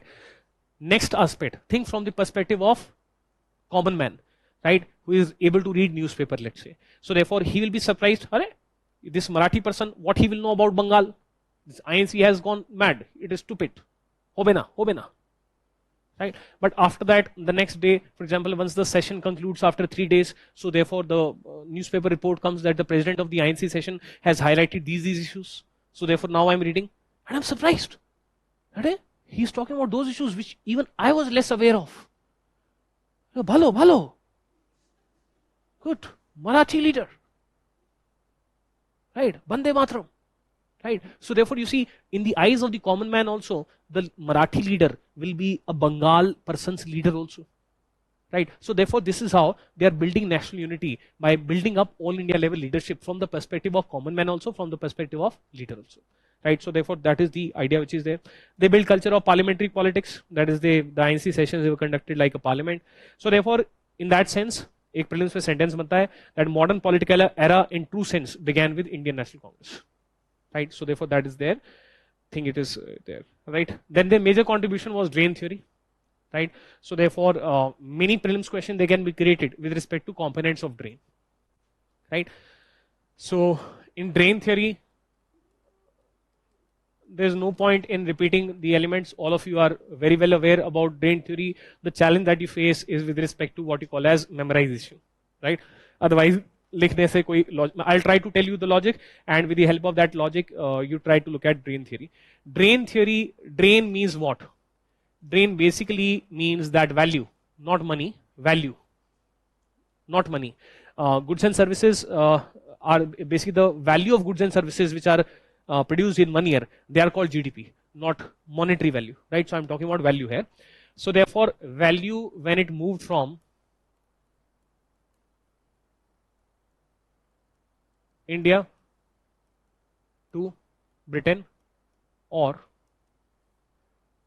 rest of world, that is the meaning of drain of wealth. Value is wealth. That is one aspect, right? It basically includes two kind of things, right? A, there can be actual loss, and second, there can be notional loss. Actual losses, imagine that you have gold coins in your pocket and someone takes away those gold coins, right? So therefore that is actual loss. Notional losses, for example, you go to Flipkart, right? And you go to Flipkart and or you go to Amazon, right? And on Amazon you purchase a thing, right, for let's say 10,000 rupees. But later on you find out that on Flipkart it was available for 9,000 rupees, right? So therefore you have suffered a notional loss of 1,000 rupees. That means money which you could have saved, but you are not able to save, right? So therefore that is also, that is money which should have been spent by the British, but the Britishers, they are making you spend it, something like this, right? So notional loss is also covered. That is one of the aspect. Second element is that drain, it can be classified in the form of two things. One is simply drain, and second is something called home charges. Drain and home charges, right? So, and prelims question can be created, right? What is the meaning of the word home charges? Here, home basically means, home is what here? Home is Britain. What are the charges? So Britain is charging India for some services which they are providing to us. for goods and services which they are providing to us, right? Like we go to a restaurant provides us food, and therefore restaurant charges a bill to us, right? So therefore these are home charges, right? And this is simply drain. I'll give you an example. Example of simply drain is that imagine that if Indian Army, that is British Indian Army, fights Boxer Rebellion 1899 in China, right? So first of all, one element is that this is notional loss. Why this is notional loss? Ideally what should have happened? Is Indian territory under threat? Answer is no. British Empire is under threat because of the Boxer Rebellion in China. So ideally the British government should have used the Royal British Military, which is maintained with the help of British taxpayers' money, and they should have deployed that military in China. But they deployed British Indian Army, which is maintained with the help of Indian taxpayer money. So therefore this is what you call as a notional drain is happening. Notional loss means notional drain. The money which should have been spent by the British is being spent by us, right? So therefore this is a notional loss or notional drain. That is one element. Second point is, here we are providing a service to the British Empire, right? So therefore this is drain, but this is not home charges. So therefore here India provides a service. India gave some service. So ideally we should charge from the British, right? So India gave service to Britain. So therefore this is an example of drain but not home charges, right? Home charges, for example, very common thing, salary of board of control is to be paid by East India Company. From where East India Company will pay it? From Indian taxpayer money. Why? Because board of control, those great intellectuals, this Charles Wood, right? Such a brilliant person, right? He is a human resource of Britain, and 24/7 he is thinking about who? Indians. So he is providing his services to which people? Indians. So therefore if he is having some tea, coffee, right, in London, who will pay the bill? Indian taxpayer, right? So therefore it is a charge for this governance service provided by board of control, governance service provided by, for example, salaries of the bureaucrats. So such a bright guy, Wellesley, could have been used by the Britishers in Britain. They are sending such a gem for who? For you. So therefore who will pay his salary? You. Right? Look at the name, India Council, created by demolishing board of control in Government of India Act 1858. Arey, look at the name, it is Council for India. So who will pay the salaries of the members of the Council for India? Indians. Right? So it is home charges. Britishers are charging us for some services they are providing. East India Company has to take loans on which they have to pay interest. Why they are taking such loan? Because they have to meet expenditure of the state. They have to pay salaries to their officers, right? So therefore why did they have to take loan? So that they can provide you governance service, right? So therefore if interest has to be paid on loans taken by East India Company, so it will be home charges, right? So therefore that is the whole idea. So try to think on these lines, right? So drain theory was given by people like R.C. Dutt, Dadabhai Naoroji, M.G. Ranade, and basically the core, what is the core thing that they established? This is going to be the last 2 minutes, right? The core thing that they established is, they talked about drain of wealth in post-industrialized Britain era, right? That is their key contribution, right? So their challenge is that they are proving that you are not industrializing India with the help of FDI, etc. What you are basically doing is that these are the sources of Indian raw materials, and these are the urban areas of India which you call export market, okay, and you are developing rail to port infrastructure in such a manner that raw materials of India, that is wealth of India, is taken out of India and they are taken to Britain by the ships, and then from here they go to the British factory. The British factory manufactures the finished goods. These finished goods, they are brought by ships to India. So therefore this port, rail to port infrastructure, and then these finished goods, they are sent to urban consumers. Indian factory owners, Indian factories, they are not connected with sources of raw material. Indian factories, they are not connected with the urban consumers of India, right? So therefore your sole purpose is to drain raw materials from India and then sell finished goods to export. So therefore here what is being drained? So here, so what is being drained is raw materials, and here what is being drained is forex. Because whenever a foreign country sells anything to any other country, the purchaser country gives forex, right? So either the actual wealth is being drained or the forex it is being drained. From the perspective of prelims, a very interesting statement is there that India was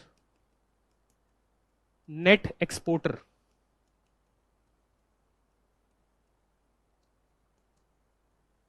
of raw materials, right? Very interesting statement is there. It basically means value of raw materials sent to Britain minus value of imported finished goods, value of raw material exported minus value of imported finished goods, right, which we are importing, is positive, right? That means net forex is coming into India. Net forex is coming into India. So usually in the drain of wealth, a person will feel that forex net will be going out of India, but net forex was coming into India, right? But it is like, then why it is drain of wealth?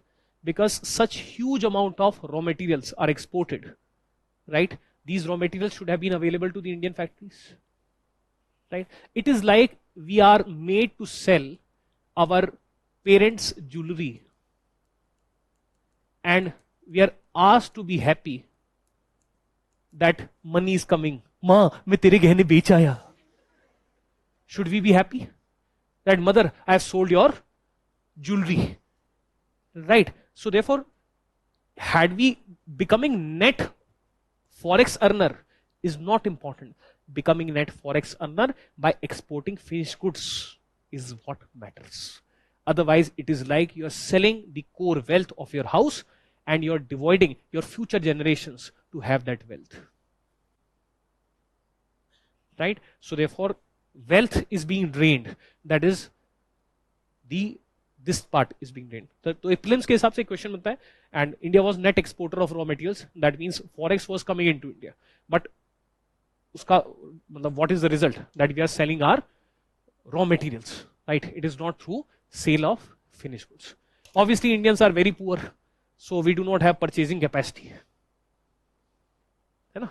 We do not have purchasing capacity. So this is down because of that, right? So we'll meet in the next class and we'll continue about the extremists. That is, we'll talk about this Swadeshi movement and these things.